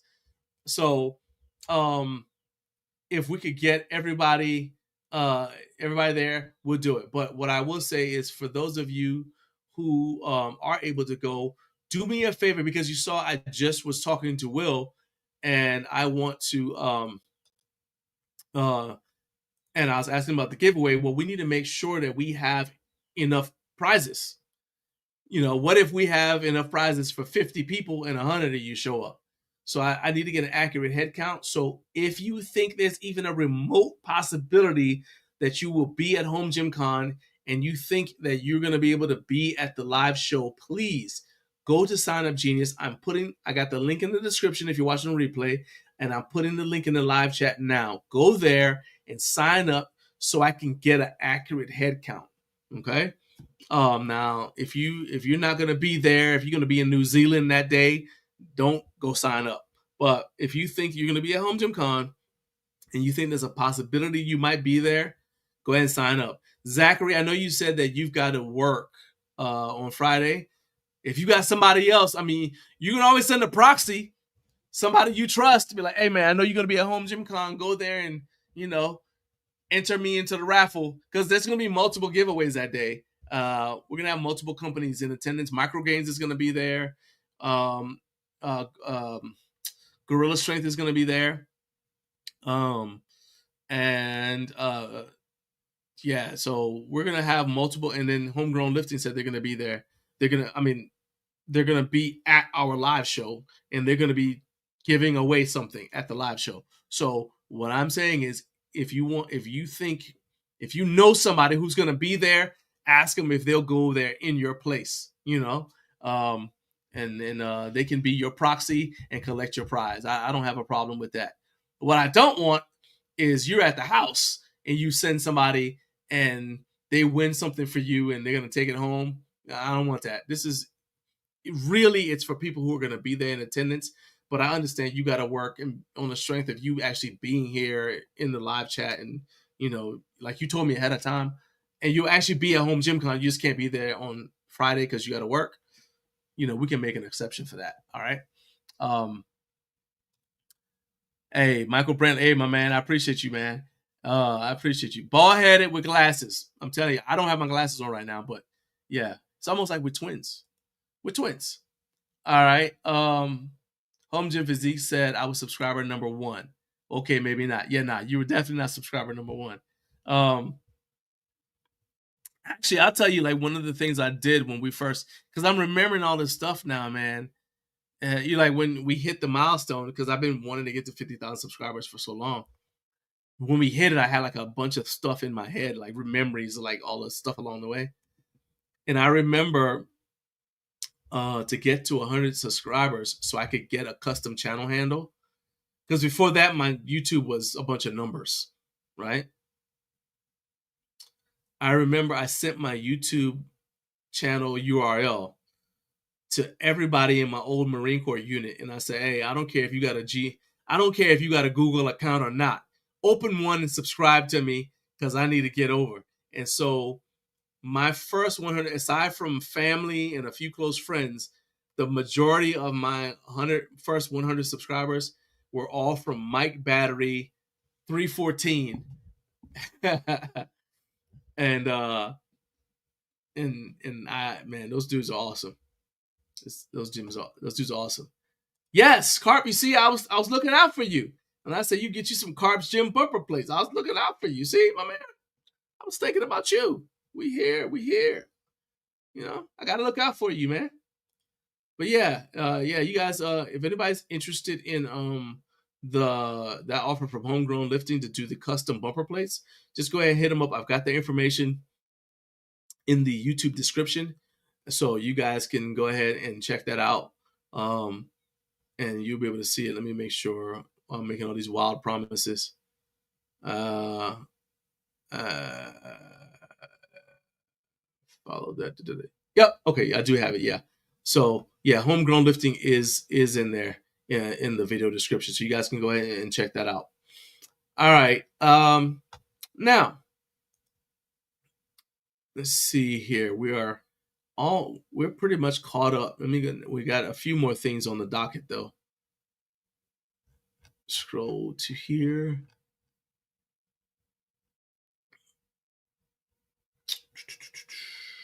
I've lost my place because I changed to the I went from the run. So I don't know if I told you guys at the beginning, but normally I have 2 screens, and I have like my rundown on a screen over here. That's why I'm always like looking this way, because I'm looking at what's coming up next, and also looking at how much time I have left for whatever segment we're in. And then on this side, I've got like StreamYard and my, so like my guest would be over here, that kind of thing, right? And then I've also got like and any other internet tabs will be over here. But everything is now compressed into one screen. So I'm kind of like having to find stuff. So apologize. Just bear with me. Okay. So I did want to talk about the Garage Gorilla Bar for a second. A few of you have already gotten them. And people were talking about that there were some scratches on the part where the sleeves were. Like when you slide the plates on and off. I've talked to David, and we are addressing that because I want you guys to have something that you're happy with. So we're trying to. It's just essentially it may come down to just powder coating the sleeves. He's using a different kind of coating for the bar itself because he wanted to make sure that the knurl was right. But we're looking at potentially changing the powder coating, changing the coating on the sleeves so that it's more abrasion resistant because all the scraping back and forth with plates coming on and off. So I want to, like I said, I want you guys to know that we have addressed that. Now, other people have gotten theirs and they haven't said anything, so that's why we're kind of like waiting to make sure that it's not less like a one-off. Because if it's only happening to a couple of people, then that's like something that you can address by replacing a bar or something like that. But we want to see if it's something that happens with everybody. Okay, but it is something that we are looking at and we are addressing because. As much as I complain about brands, I definitely can't just let stuff slide if it's something that I'm personally involved with. So yeah, we're gonna make sure that we get that right. All right, so we got roughly 20 minutes, and this is gonna kind of be like a free for all, not a complete free for all. Y'all just hold on. I wasn't actually planning on doing this, but this is where if there's anything that's going on in the home gym space or whatever that you guys want to discuss or talk about, whatever, you guys can go ahead and throw the topic in here, and I'll go ahead and I'll talk about it. And if not, then we'll go ahead and we'll sign off. I do want to give a shout out to something real quick. I don't know if you guys actually saw this, but I mentioned earlier that I did that collaboration with Carp. So if you guys have not seen this Carp's video where he's talking about the deadlift platform, I want to make sure that you guys check that out.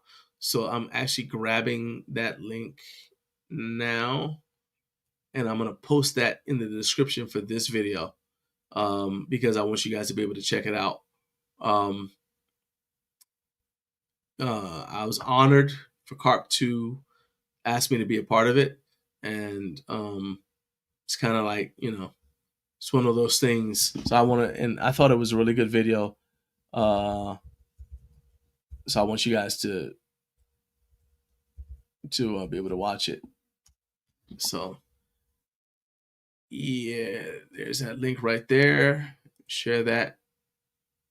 Copy. Additionally, you may or may not have seen this when you guys came to watch this live stream. I think it would depend on what time you started watching the live stream, but our tour of Watson is live now, and you guys should be able to see it.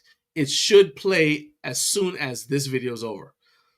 So as soon as this ends, you should see the premiere of the Watson Gym Equipment booth tour start immediately. If it doesn't, I will have it. I will still link it in the end screen. I'll set up an end screen for it. So if you're watching on replay, you'll still be able to go to the Watson Gym Equipment video as well. Throw that right here. So this is the link to the video from Carp that I just put in the live chat. And it is also in the description for this video on YouTube. So you guys can check that out as well. I want to make sure you guys are. Also, I mentioned Matt Brown and making the weight plate tree. Go ahead and check out. Go ahead and follow at Climb Slower on Instagram. And make sure you guys are following, shout out to Jared because of the Monolift thing. So make sure you guys are following Jared.freedomgym on Instagram as well. Carp's deadlift platform video. Some of this stuff is stuff that I would have normally done during show prep, which is why we start show prep at 4 a.m. And I wasn't able to do it because the internet was not working. I could not connect to the internet at all. So yeah, no good at all. Anyway, so Let me see here. We got a comment. So Zachary Man said Dial Motion teased that cable leg developer to certain adjustable benches. Carp said he's aware. He said, yep, they did some interesting handles on the lever arms in that video, but turns out it was just the owners messing around. It's not a product they're bringing to market. Oh, so they were. I just knew. Oh, so when I was at the Major Fitness booth, they had one of those dang heavy mugs with a knurled handle there.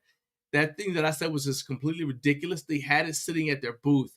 And I was like, I cannot believe you all spent marketing and the not marketing, but production. You spent part of your production budget on this thing.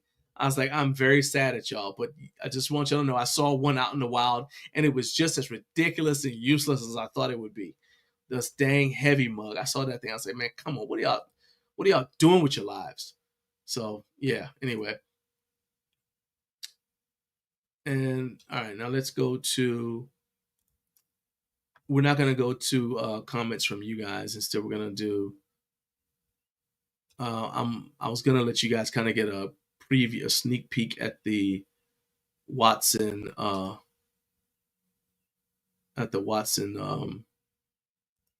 had to check the sound for it. Okay, so all right, so that video is going to premiere in 18 minutes. Yeah, all right. So it'll be coming up. Yeah. So as soon as this is over, as soon as this video is over, I'll share my screen real fast so you guys can see it.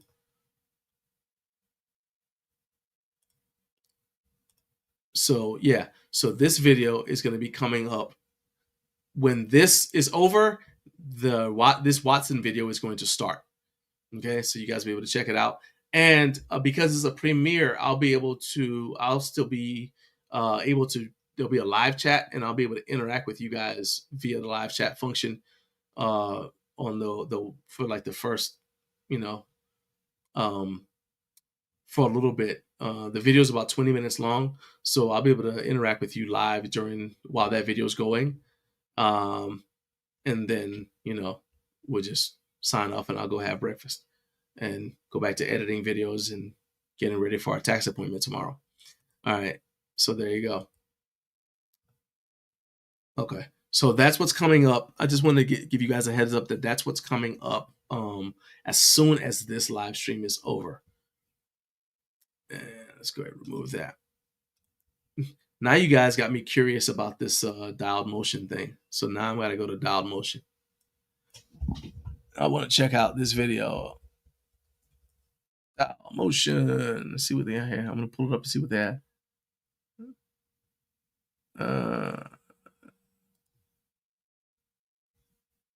All right, so let's go ahead and share screen. I'll share that with you guys so everybody can see what's going on. So is this the video that you guys were talking about? The dial motion leg extension, leg curl attachment. Is this what you're talking about, Zachary?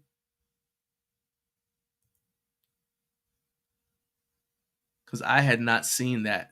And is this the same video you were talking about, Carp? That looks impressive. Yeah, there's a lot.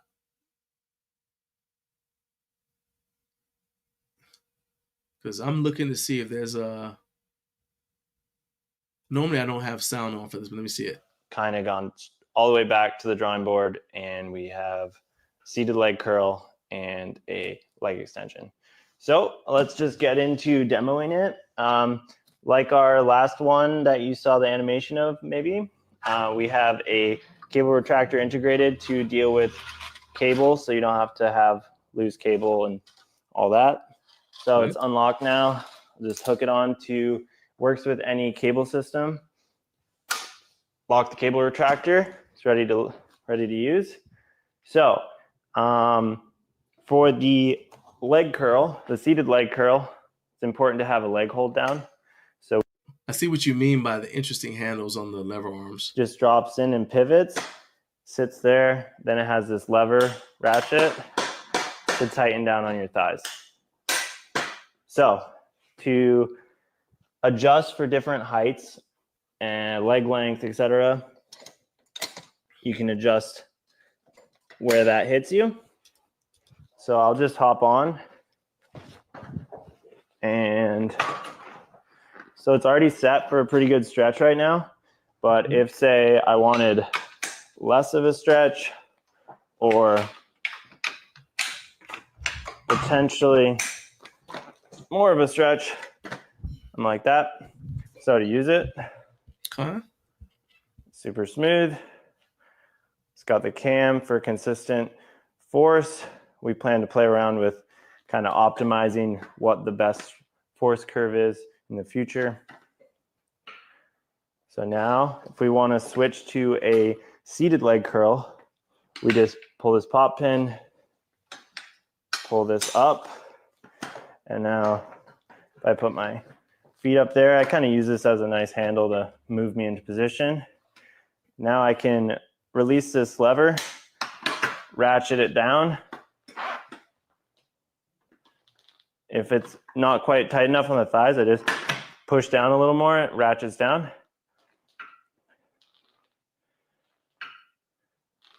So that's that. To get out, just lift it up.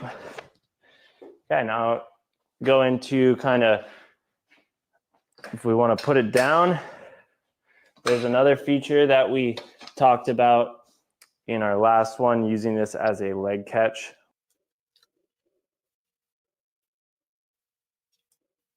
Okay, so I got questions.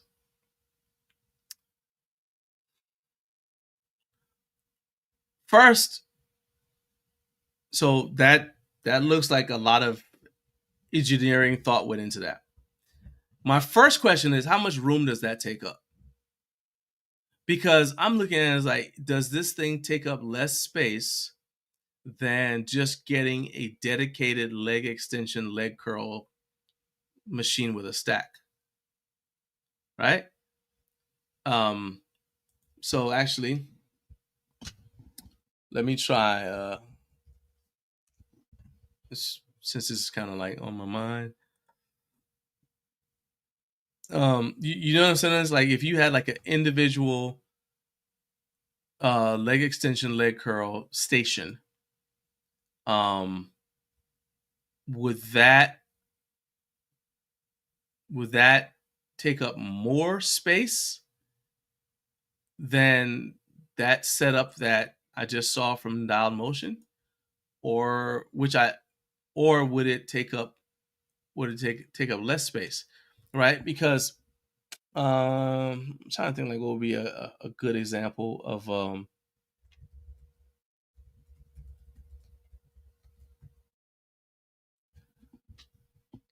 here. All right, so here's a good one. So I'm gonna share my screen real quick just so you guys can see.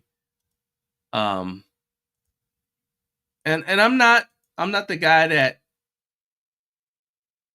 that like knocks ingenuity, right? But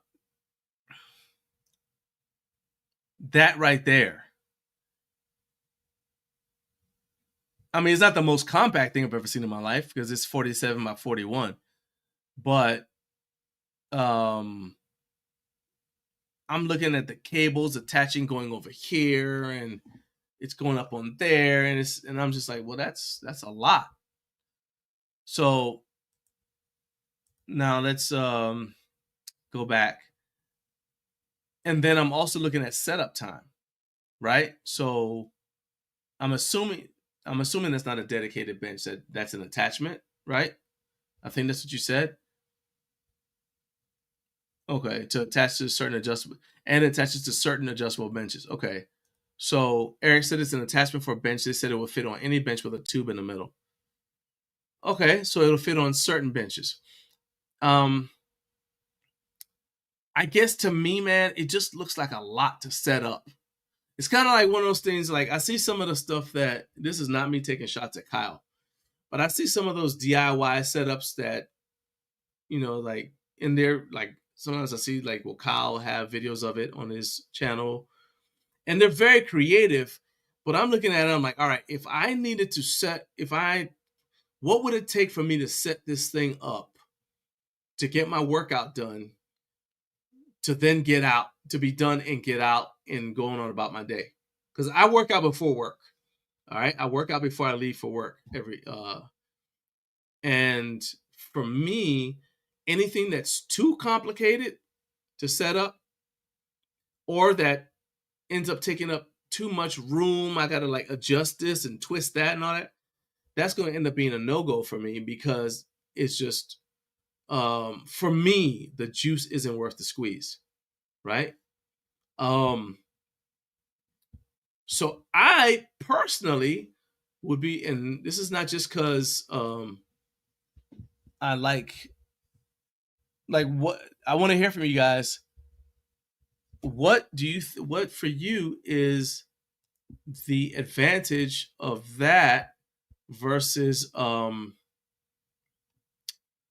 simple well, I think it's simple anyway. Leg extension attachment for that's rack mounted. Because I know of course I'm drawing a blank, but doesn't Rep Fitness have a leg extension attachment for the power rack? I'm pretty sure they do.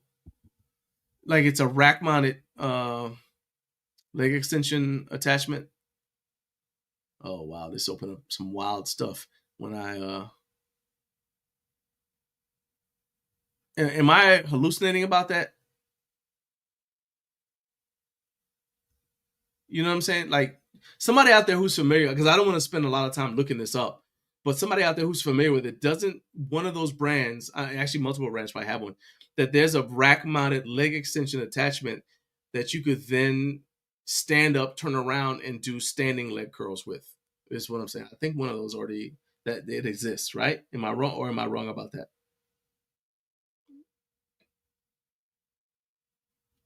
Home Gym Physique said if a DIY setup takes longer than 30 seconds, forget it. I mean, I'm not as drastic as 30 seconds, but yeah, it's got to take very little time for me to set up. That's the first thing. And you also got to think about it as like, well, okay, so when I purchase stuff from my home gym, heck, even if somebody sends me something free, I look at it like, is this something for just me? Is this something for just Naomi, my wife Naomi? Or is this something that we can both enjoy? And is this something that would interfere with her using the gym while I'm using it, right? So let's go back to Monolift arms we talked about earlier. What if I have those Monolift attachments on the rack? I have to make sure I take them off, or else she can't use the rack because they're too heavy for her. It's not that she can't lift it, but to her it's a hassle. She's not going to deal with it. So that was something that was definitely just for me, even though I think she should use it too, but she doesn't. So, she's not interested, which is fine. So something that's just for me, and it would interfere with her being able to use the gym, right? So those are the criteria I look at for anything. Now, that being said,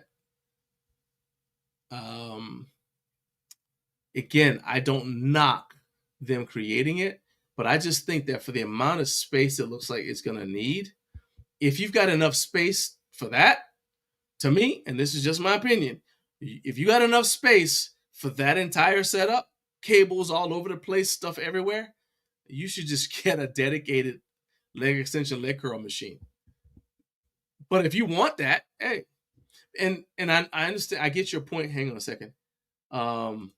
I can see your point. You said a lot of people already have the stuff, but I'm saying, like, if you've got the room where a setup like that wouldn't be in the way, wouldn't take up too much of your space, then the fact that, like, if I have the room for all of that, the fact that I have an adjustable bench already is not an obstacle, because that means I got space for a dedicated leg extension leg curl. I'll prove it. I've got 2 adjustable benches right now, and we still have a dedicated leg extension leg curl machine or leg curl station downstairs because we got the room for it. So it's not necessarily the fact that I already have the parts. Is if I put it together, how much room is this going to occupy? Is it going to then hinder the workout? And it's a process of setting it up and taking it apart. Because if I don't take it apart, then it's going to bleed over into the next workout. It's going to bleed over into hindering setup for the next workout. So that's just how I look at it. Now what I do love about it is, to your point, is that it's good. Like they're moving. You said it somewhere. Or is it? Well, okay. You said it's good innovation because people are thinking. You know what I mean? Because now that that's out there, somebody else's, or they may actually tweak it and say, oh, you know what? Here's a way to improve this. Here's a way to improve that. And so 5-10 years down the road, this might be something standard. Okay. Which is in the beginning phase of it. So I'm not saying that it shouldn't exist. I'm just saying that my initial impression, because I saw it when I posted the video, or when I screen shared the video a few minutes ago, that was my first time seeing it. So that's my initial reaction. That's my raw reaction to seeing it. And that's honestly how I react to a lot of stuff that I see. It's like, oh, that's interesting. But then I'm always like, all right, now let's bring it into like real life. How would I actually implement this thing? It looks fascinating. It looks great. It's like a jetpack. It'd be cool to have. But once I have it at the house, it's like, okay, well, where am I going to put it? Where am I actually going to use it? You know, am I going to use it to get to work every day? Oh, okay, fine. Well, once I get to work, where am I going to put it? Where am I going to store my jetpack so nobody steals it? You know what I mean? But it's cool. You got a jetpack. Also, do I need to get a license to fly my jetpack to work? Am I going to get hit by a drone? Somebody piloting a little drone trying to get, pictures or whatever. I'm going to hit like one of those drones that they use for highway traffic to get like the traffic cam footage. and I'm flying on my jetpack trying to get to work. I hit the drone. Anyway, I'm just saying, like, just because I think a lot of things are cool, but it's not necessarily something that I'm like, if I like it's not practical to implement, I guess is what I'm trying to say. Donnie, what's up, man? I need to get you back on the show. I need to get you back on the show soon. Get a Home Gym Con preview. And I also want to compare notes. I wish you had come on earlier. We were talking about HFA, which used to be URSA. And I was talking about my reaction to it. It'd be cool to get your reaction to that trade show versus Home Gym Con. Because I remember that you were saying that Home Gym Con was your favorite sort of expo out of all the ones that you've done. So now I've gone, it had been a while. I've been to the Arnold a few times, been to the Olympia Expo once. In the past, this like in the late 90s, I went to the Perform Better seminar, the Perform Better seminar / summit, Perform Better Summit. That's what it's called. The Perform Better Summit, which was basically an expo. And I've been to some other ones, and I've been to the Nashville Fit Expo, but this is my first time going to URSA. So it was an interesting experience. It's like a trip back in time for me. So let's see here. He said, howdy. Home gym is definitely wide ranging. Some people have huge 2-car garages. Others may have a tiny area in their house / living room. Oh yeah, definitely. Like I say, like that's one thing is like, to me, you shouldn't ever. I've actually said that before, is like where somebody says, oh, well, I don't know if people would have the space. Would home gym owners have the space? I'm like, yeah, it depends on where their home gym is. If you got your gym in a barn, you got plenty of space. You got your gym in a building like Rory, you may not have as much space as a barn, but you still have more space than I have. And my garage has more space than some people. And then somebody like Jose, who's got he's got No Way Jose Lifts. He's got a basement that's got tons of room, right? But he doesn't have the ceiling clearance. So it just depends on what your setup looks like. I just say that for that dial motion piece, it seems to me that this is still in the prototype phase. So at this point, to me, it's not practical for somebody like for me. But that doesn't, like, okay, if you already had all this stuff, would it be a cool attachment? Maybe. but I still would be looking at it like, how much space is this going to take up, and how much of a hassle is it going to be to set up and take down? I'll use another example. So I've got a compact, one of the original compact glute ham developers, right? Made by Brian Schwab. He actually owns Orlando Barbell, and he made it as a floor. It was marketed as a floor glute ham raise, and I was like, oh, that's perfect for my home gym. He wasn't marketed as a home gym piece because home gyms weren't really big when he came up with it, right? But I have to make myself use it because you have to have weight plates on it to weigh it down so that you don't tip forward, right? Whereas like a rack mounted GHD or wall mounted GHD, like what Jay over at Exponent Edge sells, is a lot easier to use because I just take it, attach it to the rack, use it, and then I'm done. So for me, the idea of something, it may be great in, like when I'm watching a video on Instagram about it, but when I get it home, it may not be practical to implement. Yeah. And Home Gym Physique says, so compact gym training equipment for me is important. Yeah, to me, like, you're actually right in the Exponent Edge wheelhouse. Like his Infinity Bench, for example. You know, because of how all the things it can do and how you can configure it to do different things. To me, that's right in that wheelhouse. Something like you can do a lot with in a small space. Yeah, 100%. Yeah. So Don said they did FIBO a couple of years back. I've never been to FIBO, but that is somewhere that I would like to go. So yeah. Hey, I'm actually about to end this live stream to go watch it with y'all. So I don't know what you're talking about. Anyway, shout out to everybody who is here. Next week, we're going to have another exciting guest. We got a lot of moving parts. We've been trying to nail down something with Iron Master.